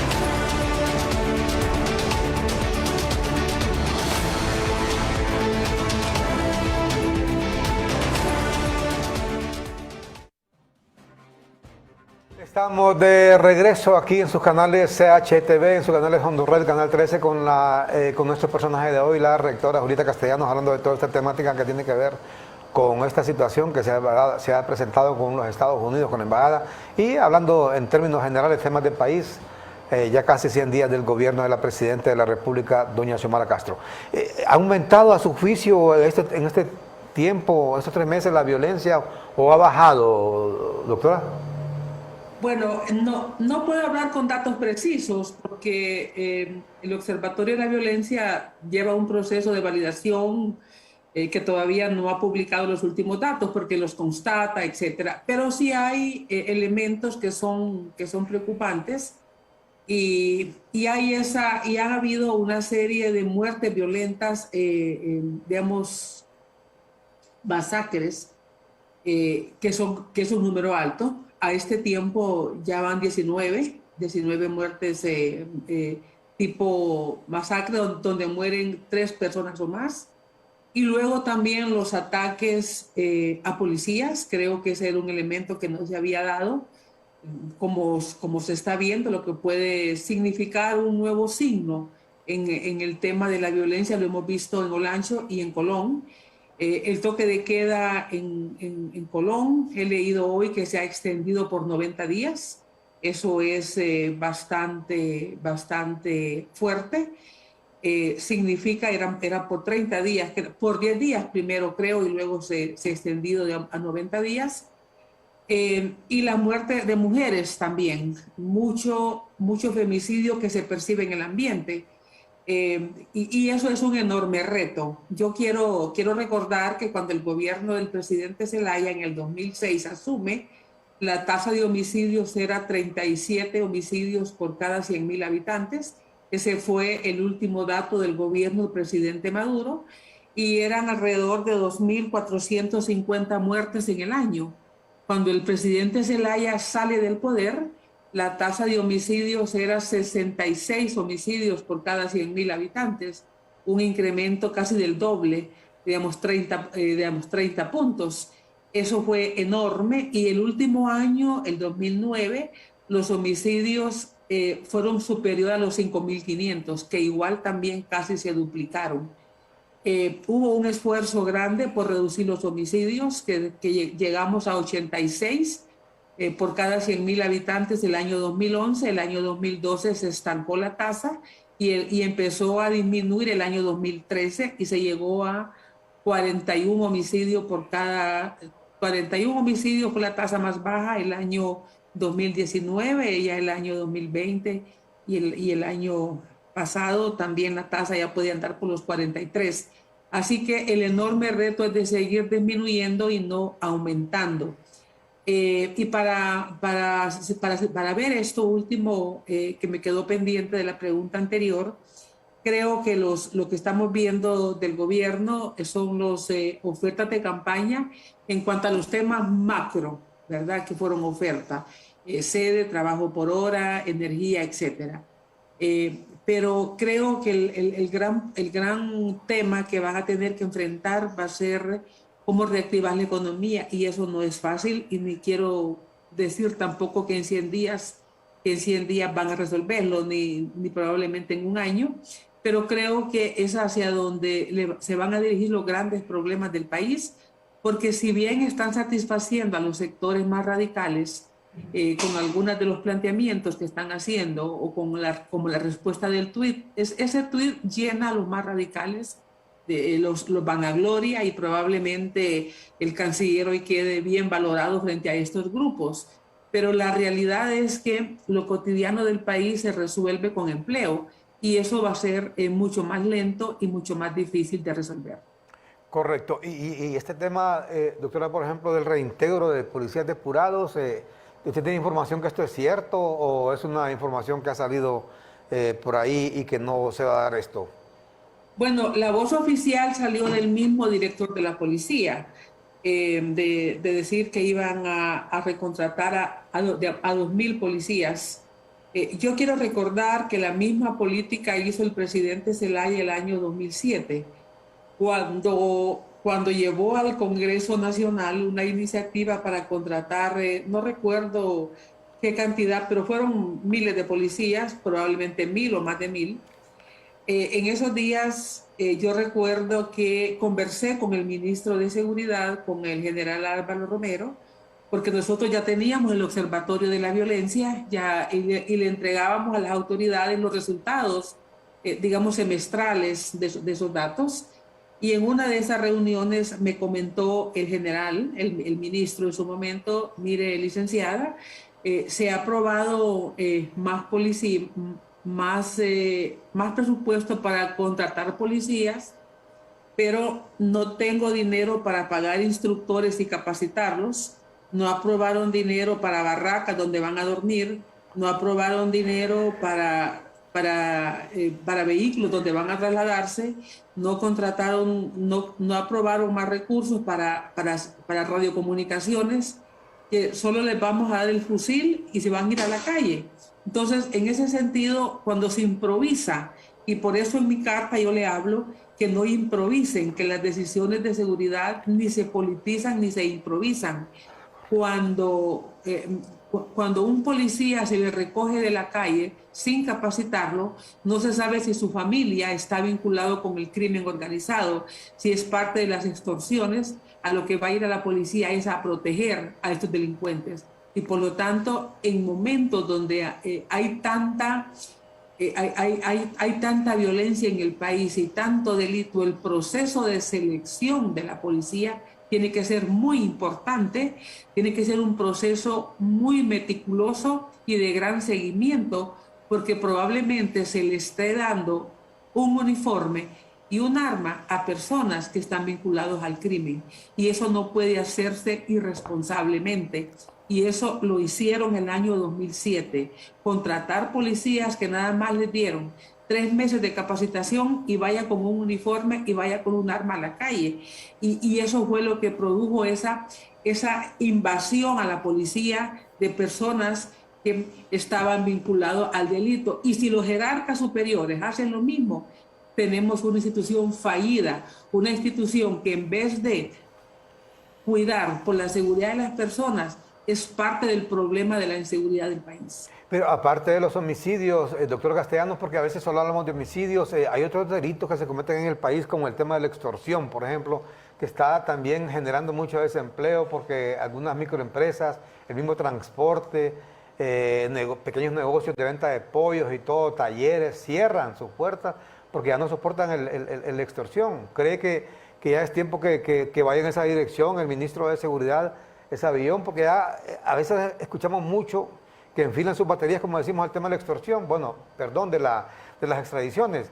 Ya extraditaron al expresidente, ya está allá. Ya dicen que hoy o mañana se va el Tigre Bonilla, así que ha llegado la hora, creo usted, de enfocar. Sí, ahí es donde le planteaba, ahí es donde le planteaba que en términos generales las acciones de gobierno que dan satisfacción se están agotando. Vaya, la extradición del presidente Juan Orlando Hernández era un trofeo, era un gran trofeo para el gobierno, así como puede ser un gran trofeo, tal vez de menor cuantía, la extradición de General Bonilla. Pero esos trofeos, digamos, se agotan. Digamos, aprobar estas leyes que están aprobando igual es un gran trofeo. Aquí está esto. Pero lo que sigue es realmente lo que le va a dar al gobierno la legitimidad de si en realidad esas políticas son efectivas para resolver otras cosas. ¿Es importante que lo hayan hecho? Pues sí, es importante. Fueron ofertas de campaña, hay satisfacción, pero esas satisfacciones tienen un periodo de duración, un periodo de vigencia. La satisfacción no solamente de la gente de Libre, que votó por ellos, sino que otra gente que también votó por ellos, porque ya no querían más al Partido Nacional en el gobierno, van a esperar más, pero no van a esperar, digamos, hay gente que no espera empleo porque tiene empleo. Esa gente independiente, esa gente que votó por Libre, pero que no es por un empleo que lo hace porque quería transparencia, porque quería un alto a la corrupción, porque quería ya terminar con un gobierno que no consideraba legítimo, etcétera, con un partido que considera que está infiltrado. Esas satisfacciones ya se van cumpliendo, pero las otras satisfacciones que tienen que ver con la calidad de vida son en las que tiene que poner mucho esfuerzo y mucho pensamiento el equipo de gobierno. Que tiene que ver la parte económica, la parte de la seguridad, incluyendo el tema que usted plantea de las extorsiones, donde obviamente la extorsión es un flagelo que termina con la micro y pequeña empresa que no puede pagar, que se ve amenazada, que se va del país. Es un flagelo que impulsa corrupción y entonces todo eso tendría que estar en el pensamiento de quienes hoy están formando la arquitectura de este gobierno. Correcto. Y ya casi para finalizar, doctor Castellanos, ¿qué piensa usted de alguna gente que comenta de que de que el presidente Zelaya sigue gobernando. Cuando la presidenta, obviamente, todo el mundo sabe que es la presidenta Xiomara Castro, pues. Bueno, eso circula. Yo creo que el protagonismo del presidente no ayuda a que se diluya esta idea. Creo que las fotografías de él levantando la mano en Consejo de Ministros y también lo que se dice que el Consejo de Ministros él lo preside y que la señora presidente llega a la última media hora para estar para la fotografía. Eso me lo pueden confirmar, son los mismos ministros que participan. Creo que este protagonismo de él no ayuda a, digamos, la señora presidenta, no le hemos escuchado planteamientos de manera, digamos, directa, le hemos escuchado nada más leer discursos en algunos momentos específicos. Entonces, creo que digamos, la otra vez leí un mensaje, creo que fue un tweet o un comentario de alguien y alguien de Libre, obviamente, digamos que decía que al expresidente tendrían que darle un cargo diplomático para tenerlo lejos de Honduras. Digamos, lo hacía en forma, digamos, de broma, pero hacía alusión, eso se llama más de un mes que leí eso, hacía alusión a esa presencia muy constante del expresidente en los medios de comunicación, digamos, opinando temas que serían de la presidencia o del Ejecutivo y que él como coordinador de Libre pues no tendría esa participación en el Ejecutivo, pero creo que probablemente sea lo que miremos en este gobierno. Y sí, finalmente, bueno, a propósito, solo un paréntesis, me cuentan también que lo que le hablaba el señor Nelson Ávila, me comentan que le han ofrecido un cargo en el extranjero, en una embajada, y como que ya se la aprobaron, pero no se quiere ir ahora porque ya se le metió que quiere ser rector. Por eso le decía que quiere ser el rector y que va con todo, dijo, va con todo para ser el nuevo rector de la universidad. Pero bueno, eso es un paréntesis. Solo le consulto, y a su juicio ya finalmente, ¿quién se va a imponer? ¿El ala radical del Libre o los moderados allí? Con lo que falta del No, gobierno. el ala radical se va a imponer el Libre, porque, digamos, al presidente le gusta, él le gusta la rebeldía, ¿verdad? Él se va, y siempre fue así. Si vemos las fotografías de él de su juventud, es un muchacho rebelde. Entonces él se inscribe en esa escuela, solo que una rebeldía más anárquica, sin un pensamiento cohesionado. No es por eso es que él se siente más cómodo con el sector radical, él se siente cómodo con el sector rebelde. Él no es parte de aunque es parte del establishment político conservador, pero conservador con el poder, el conservador dentro de su mismo concepto, digamos, de poder, la rebeldía para conservar el poder. Por eso es que se vuelve rebelde el año 2008, 2009. Es una rebeldía para continuar en el poder en aquel momento. Entonces yo sí creo que el sector de Libre, aunque puede ser minoritario, es un sector con capacidad de movilización, con capacidad de estabilizar y por lo tanto será el sector que va a tener el control en Libre, en el gobierno. Correcto, y creía que vamos a concluir de nuevo a mitad del gobierno, o no sabemos en qué tiempo, de nuevo con una cuarta urna, un llamado a una constituyente, como algunos planean, porque aparentemente como que ya fue enviado o va a ser enviada una ley al Congreso sobre la consulta popular. Bueno, no me gusta a mí especular, pero yo creo que hay cosas que hay cosas que la gente señala que apuntan para eso, ¿verdad? Esta digamos, este presupuesto que se da al CNA bastante fortalecido para este año sin que hayan elecciones ha creado ese tipo de suspicacias. Esa supuesta iniciativa también que se ha dado para consultar varias cosas igual. Yo creo que Libre va a ser también una estrategia que va a tener para tener alegre a sus bases, estar consultándoles, decirles, las tomen en cuenta, ustedes gobiernan, el pueblo está en el poder. Esa va a ser una estrategia de mantener esa relación con su clientela política, mantener la relación con su grupo, con su grupo más radical. Pero va a lo mismo, la situación no está fácil económicamente, no estaba fácil antes de la guerra. Va a estar más difícil con la guerra, y en la medida que esta guerra se ha prolongado más tiempo y que vemos que las medidas se pueden ir ajustando. Cuando usted hablaba de los periodos, cuando usted hablaba de los periodos de la guerra, de la caída del zar, bueno, todo es parte de cuando los historiadores ponen el principio de la historia. Ahora que se está con esta guerra en Ucrania, he leído artículos que dicen que cuando los historiadores se refieran a la Tercera Guerra Mundial, van a poner la invasión de Rusia a Ucrania como el comienzo de la Tercera Guerra Mundial, porque algunos prevén que lleguemos hasta eso. Hay otros que van a creer que la Tercera Guerra Mundial o la Segunda Guerra Mundial comenzó cuando le declararon, digamos, la guerra a Alemania, digamos, los aliados.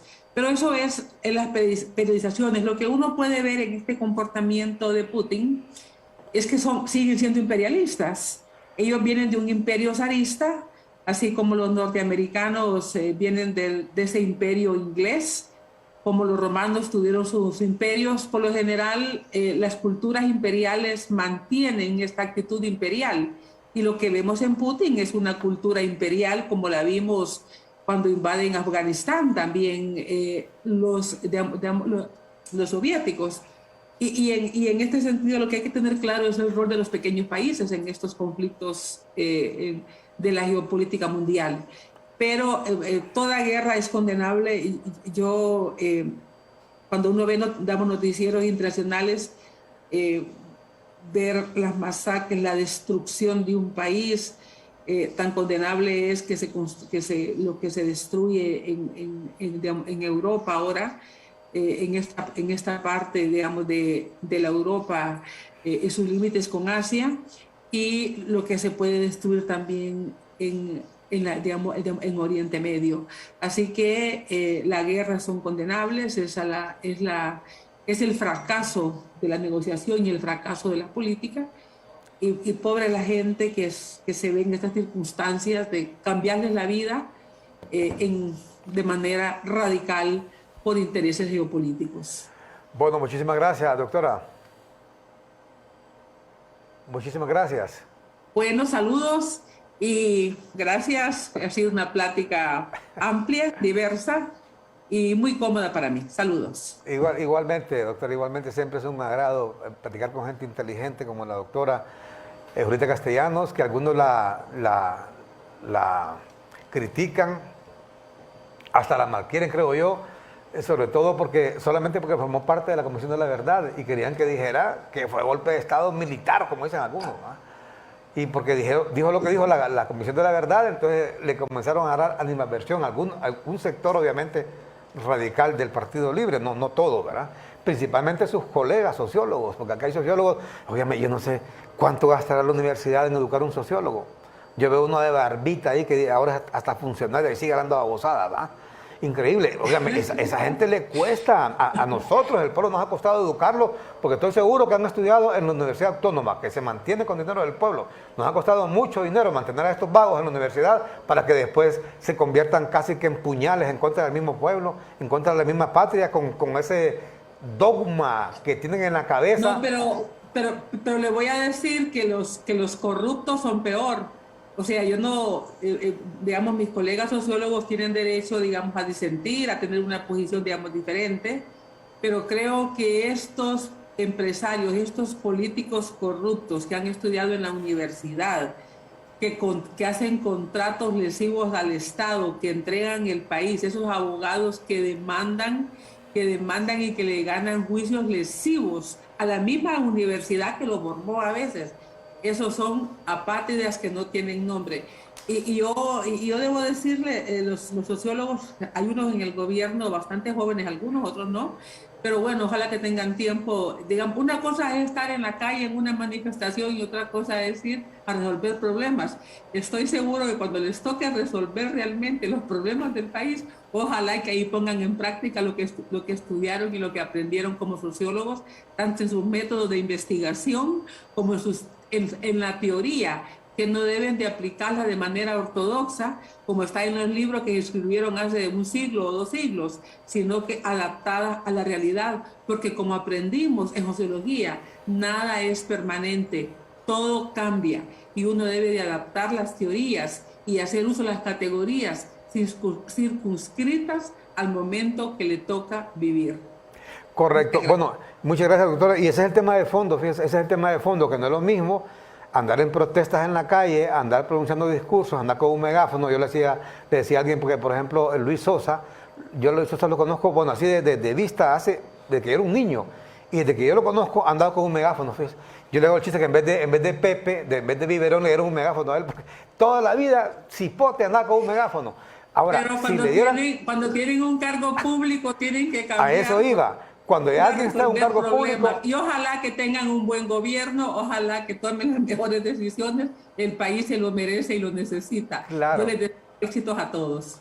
Cuando ya le llega el momento a alguien de tomar decisiones, es ahí el problema. Es otra cosa. Porque cuando usted toma decisiones, usted obligatoriamente va a afectar a un sector. Va a quedar bien con alguien, pero va a afectar a otro.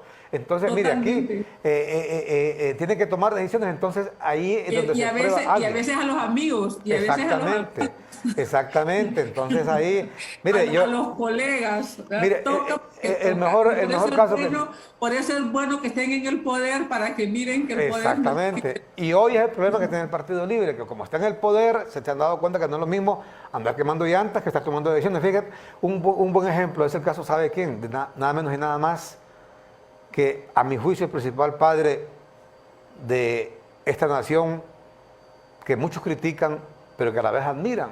Y sobre todo aquellos que más la critican, son los que más la admiran, como estos que dicen que son de izquierda, ¿va? Que cuando cada vez que se van de vacaciones, o cuando se quieren ir del país, o lo agarran allá para Estados Unidos, ¿va? Allá son grandes marxistas, pero pregúntale dónde viven: en Nueva York, en Los Ángeles, en Houston, en Nueva Orleans, en Miami. Mire, pregúntale si se van, ¿por qué no se van a ir a La Habana o a Caracas? Míreme la seña, solo para allá agarran. Digamos, hablan de la escuela pública, pero tienen los hijos en las escuelas privadas. Exactamente, exactamente. Digamos, hablan de las universidades, que hay que defender la universidad pública, pero los hijos están en la universidad privada. Entonces, y ahí es cuando uno ve incoherencia. No, hay que fortalecer lo público para que nosotros mandemos a nuestros hijos a lo público. Pero no hay que estar hablando de lo público, pero teniendo parada la escuela pública. Entonces estamos sacrificando a los pobres. Ellos defienden lo público nada más como un concepto político ideológico, pero como un ejercicio de la función pública. Fíjese que el amigo Julio Navarro me contaba una vez, que dice que los dirigentes magisteriales, sobre todo antes de que llegara Marlon Escoto, que llegara a recobrar la gobernabilidad, que hoy, por cierto, se volvió a perder, la gobernabilidad en la educación pública, dice que estos dirigentes magisteriales todos convocaban, recuerdo yo, siempre a asambleas ya por 2008, 2005, 2003, en el gobierno de Maduro, luego el presidente Zelaya y luego en el gobierno de Pepe Lobo. Asamblea es en el Higueras, ahí siempre en el Higueras, 7 de la mañana, asamblea. ¿Qué hacían ellos? Dice, tempranito se levantan, se bañan, vayan a sus hijos y los iban a dejar o a la escuela privada o a la escuela, la única escuela pública buena que hay en Honduras, que es el CIE, creo que se llama, que está en el pedagógica. Esa escuela es mejor, me dicen, que una escuela privada. Y la Ramón Rosa también, que está en las faldas del Juan Alaínez, ha tenido siempre mucho prestigio. Ah, correcto. Pues la mayoría me dicen, ahí los iban a dejar antes de las 7, ahí estaban sus niños, sus niñas, ya en sus clases, e inclusive me dicen que en el CIE, si un maestro no llega, hay un maestro sustituto. Nunca faltan maestros. Y las tareas salen a las 2 de la tarde, ¿y ¿sabe qué hacen? Después de la asamblea, hacen lo que van a hacer y después vienen atrás, van a recoger a sus hijos. O sea, mientras los hijos de los pobres, los que ellos dicen defender, no tuvieron clases ese día, sus hijos sí tuvieron clases, ¿no? Allá ellos mismos los fueron a dejar y los fueron a traer. Iban a la asamblea en la mañana, pero en la tarde iban a trabajar al colegio privado.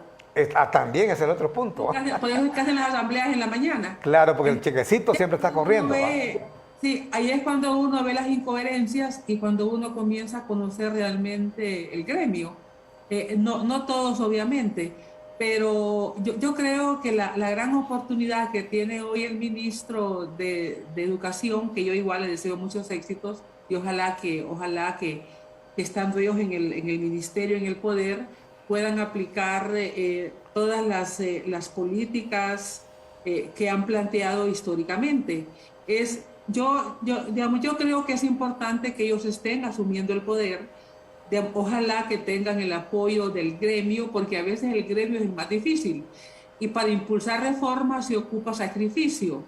Ninguna reforma se hace sin no entregar muchísimo a la institución.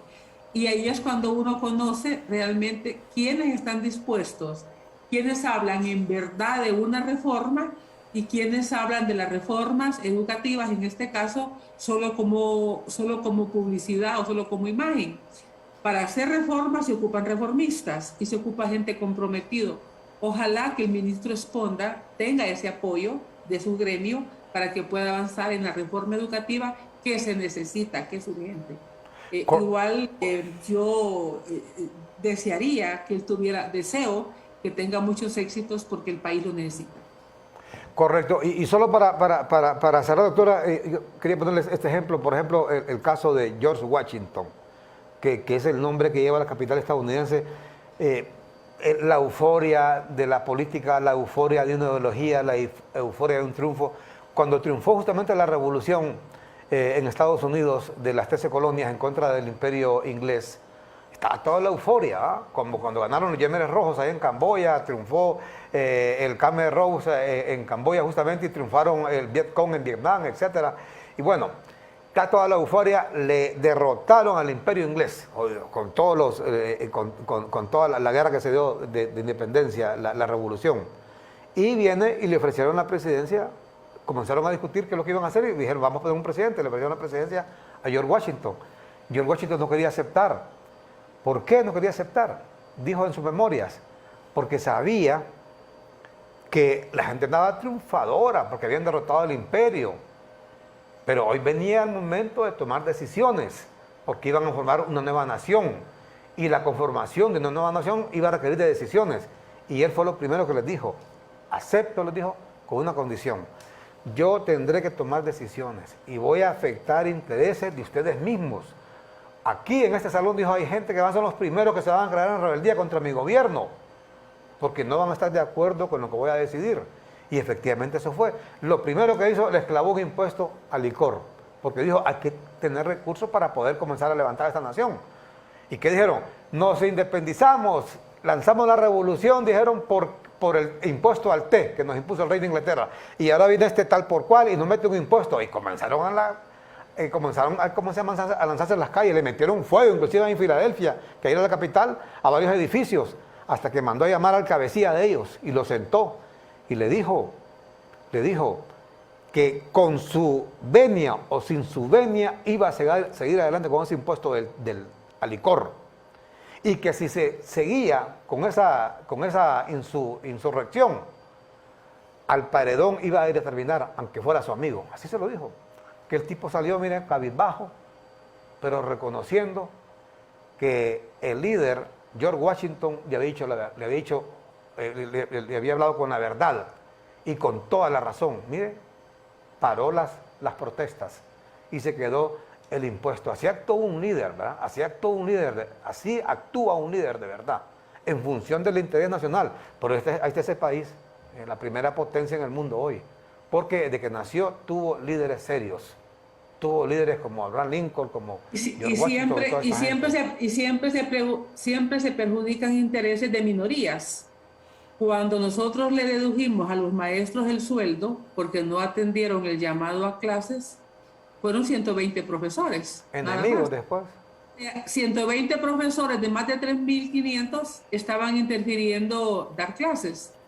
Igual cuando se tomaban los edificios, eran 30, 60 estudiantes que se quedaban adentro de la universidad e interrumpían las clases de 50.000 en Ciudad Universitaria. Entonces, pero hay mucho protagonismo, hay mucha voz, entonces, y eso hace que aparezca como que es un gran problema, pero en realidad son grupos pequeños que tienen alta capacidad de movilización. Es igual ahora. Cuando uno ve, digamos, Libre debe tener de unos 700.000, lo que sacó la presidenta en lo que sacaron las internas, 1.200.000. Pero los que se manifiestan en los colectivos son pocos. Los que se toman el Hospital del Sur son pocos. Los que se toman la carretera hoy allá, pues no sé, serán 200, 500, no sé. Eso es una parte minoritaria, pero se ve como un gran problema. Entonces, y la gran protesta, pero son realmente grupos reducidos que desestabilizan las instituciones o a un gobierno. Y es cuando hay que tomar la decisión. ¿Se va a sacrificar un proyecto por 30, 60 personas o se va realmente a enrumbar esta institución? Y fue la decisión que tomamos en la universidad. Por 120 profesores que van a una asamblea, digamos, habían asambleas de 40 profesores en la universidad y decidían parar la universidad 40 profesores. Entonces, pero habían 3.500 que sí estaban dispuestos a dar clases. Entonces, porque no había una justificación, eran cosas que se podían resolver. Y ahí es cuando uno tiene que tomar decisiones. Si yo miro quienes escriben en contra de mí, bueno, no me dedico a eso, pero una vez estando en la rectoría, yo revisé, me leí más de 500 WhatsApp que me habían entrado a mi correo. Mire, más de 300 venían de 3 teléfonos, del mismo teléfono. Entonces, ahí yo cancelé las redes sociales, dije yo, y yo voy a estar así, voy a estar leyendo mensajes que escriben 3 personas. Esto lo que ocupan es un psiquiatra o tienen mucho tiempo. Cancelé las redes sociales, porque hay gente que se dedica a atacar, que reenvía. Digamos, había alguien que tenía, digamos, un seudónimo, Marx, Lenin, Engels, no sé qué. Otros con otros seudónimos. Y es la otra cosa, digamos, uno a veces va a un programa de televisión y uno está exponiendo sus ideas, sus rostros. La gente puede que no esté de acuerdo con uno y tiene su derecho, pero uno se expone públicamente y le empiezan a leer ataques de gente que escribe ataques contra uno bajo seudónimo o con anónimos. ¿Cuál es entonces estar uno recibiendo ofensas de alguien que no da su rostro, que no da su cara? No, eso, si alguien quiere debatir con uno, porque las ideas no las mismas, está bien que lo haga públicamente, pero no escondido en una red social anónimo o con un seudónimo. Entonces yo por eso no le pongo asunto cuando alguien en una red escribe algo contra mí, no es algo que me preocupa, ni siquiera lo leo. Y cuando alguien me lo reenvía, yo les digo, miren, fíjense que yo no leo anónimos ni leo con gente que escribe bajo seudónimos, ¿verdad? Porque entonces estamos haciendo eco de una práctica que no contribuye a la transparencia, al debate democrático y al debate respetuoso.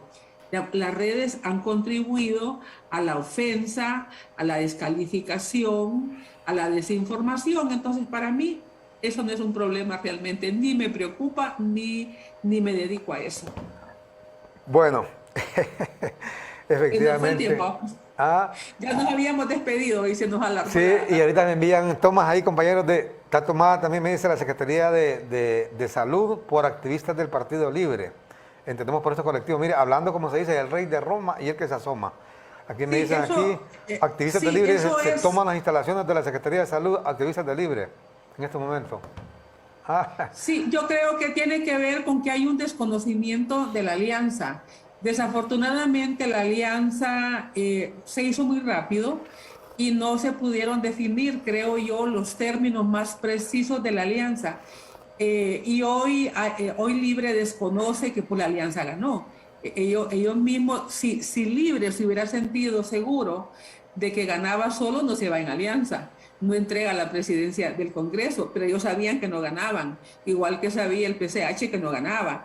Entonces, creo que, y no ayuda mucho esa ese silencio del coordinador del partido o de la presidenta reconociendo que el PCH es su aliado. Entonces no dicen nada ante los colectivos y los colectivos siguen actuando o la gente sigue actuando. Yo creo que eso que dice usted... En un desconocimiento del aporte que hizo el PCH a este triunfo y otros independientes. Creo que eso que usted dice es muy correcto. Creo que el presidente Castro debería salir, igual el expresidente Zelaya, hombre, y reconocer que hay una alianza, porque ¿qué es lo que pasa? Mire, el ministro de Salud es del partido de Salvador Narrala, y es una falta de respeto lo que le están haciendo con el de tomar a cada rato, le toman la secretaría o le toman los hospitales. Y en todo caso... Es la más inestable hasta ahora de las instituciones. Exactamente. Imagínense, la que debe ser más estable, la que debería ser más estable, porque hablamos del tema de la salud. Entonces, ¿qué es lo que pasa? Si el secretario de Salud, Mateo, quisiera emplear solo gente del PSH, tiene todo el derecho, pues si se la dieron a ellos en la repartición, porque ellos contribuyeron al triunfo. Fue una alianza, como usted lo dice, pero hoy desconocen ese aporte de Narrala. Si el coordinador de Libre y la señora presidenta salieran públicamente desautorizando que es el partido quien dirige eso daría un respaldo muy grande al señor ministro. Entonces, esa desestabilización es responsabilidad del partido porque no se pronuncia ante esos hechos y guarda silencio. Y eso lo que significa es que están apoyando a las personas que hacen esas acciones. Correcto. Bueno, doctora, muchísimas gracias. Ha sido un gran placer. Ahora sí, bueno, saludos. Hablar con usted. Muchísimas gracias a la doctora Julieta Castellanos, rectora de la universidad. A nuestro juicio, la persona que es la única que ha hecho grandes cambios en esa universidad, cambios radicales, y por eso no la quieren, ¿verdad? Porque aquí, mira, nadie la gente, bueno, algún sector, no digamos que, algún sector, sobre todo de la universidad, porque a la gente no le gusta que la pongan a trabajar, no le gusta que le reclamen. Mire, ni al bolo, usted dígale a un bolo que es bolo, olvídese. Se pone pero histérico, ¿va? Si le dice que es bolo, yo veo cuando yo quiero, que no sé qué, no sé cuánto. Aunque deje sin comer a sus hijos, ¿va? Aunque deje sin comprarle calzones a la mujer por andar borracho. Aunque no pague la casa, el cuarto donde viva. Aunque no tenga ni para comprar, cuando la mujer le pide para un cuaderno, para un lápiz de su hijo, de la hija o de la niña o del niño, ¡ay, que comes a brincar! Pone un grito al cielo, pero para beber guaros sí tiene, ¿va? Para comprar las guacamas esas, o guamacas, no sé cómo que se llaman, acá cervezotas así, ahí sí tiene, le sobra el pisto. Es hasta el alcalde, llega a la cantina, yo pago. Beban que yo pago, dice. Eso es lo que le encanta al bolo, ¿va? Pero dígale la verdad que es borracho, olvídese. Entonces, ahí todo, a nadie el ser humano no le gusta. Por eso crucificaron a Cristo también allá hace 2000 años, porque les decía la verdad. A nadie le gusta que le digan la verdad. Y la rectora les dice la verdad, en brinco y medio cuando dice la verdad. Esa vieja tal por cual, dicen que no sé qué. Dice. Así es la gente en Honduras. Pero así somos todos los seres humanos, desgraciadamente, ¿va? Se enoja porque le dije vieja, pero bueno, es que así dice la gente, ¿va? Así es lo que estamos diciendo, así, eso es lo que dice la gente. Me acuerdo el doctor Reina que decía, el presidente Reina, que lo criticaban y todo, pero una gente le decía, ese viejo tal por cual. Lo que me molestó es que me dijo viejo. Decía el presidente Carlos Roberto Reina, que paz descanse. Vamos a la pausa y cuando regresemos con la parte final de su noticiero matutino, tendremos una entrevista. Hay un señor que dice que vio al diablo. Mire, hablando del tema de salud, fíjese que esto que hace esta gente del Partido Libre con el ministro de Salud, que es del partido de Narrala, nos parece que no es correcto. El Hospital Mario Mendoza ya lleva 2 semanas sin atención. Esos pacientes que si no se toman su medicamento son pacientes esquizofrénicos, gente que sufre de depresión, de ansiedad. Si no se toman su medicamento, se vuelven hasta agresivos muchas veces. Hay un paciente ahí que ha entrevistado nuestro periodista Ángel Galo, que le dice que acaba de ver al diablo. Dijo. Ha visto al diablo este hombre, porque no ha tomado su medicamento. Y ahí sigue ese paro. Ahí sigue ese paro y parte sin novedad. Estamos en Honduras y aquí todo se vale. Vamos a la pausa y regresamos con este hombre que ha visto a Lucifer, a Satanás, a Satán, como usted quiere llamarle. Lo ha visto en carne y hueso, dice, producto de que no se toma su medicamento. Vamos a la pausa con Ban Rural. Con Ban Rural tienes dinero de volada. Te ofrecemos créditos en tan solo 24 horas. Solicítalo ya para lo que tú quieras. Ban Rural, el amigo que te ayuda a crecer. Y claro, va a la velocidad de mamá con los Super Pack, todo incluido, es de 25 lempiras, que incluyen internet, llamadas ilimitadas a la red Claro, minutos a las redes sociales, minutos a otras redes y redes sociales ilimitadas. Activalo ya ingresando a miclaro.com.hn y recibí llamadas de todo el mundo con la mejor compañía telefónica del planeta. ¡Claro que sí!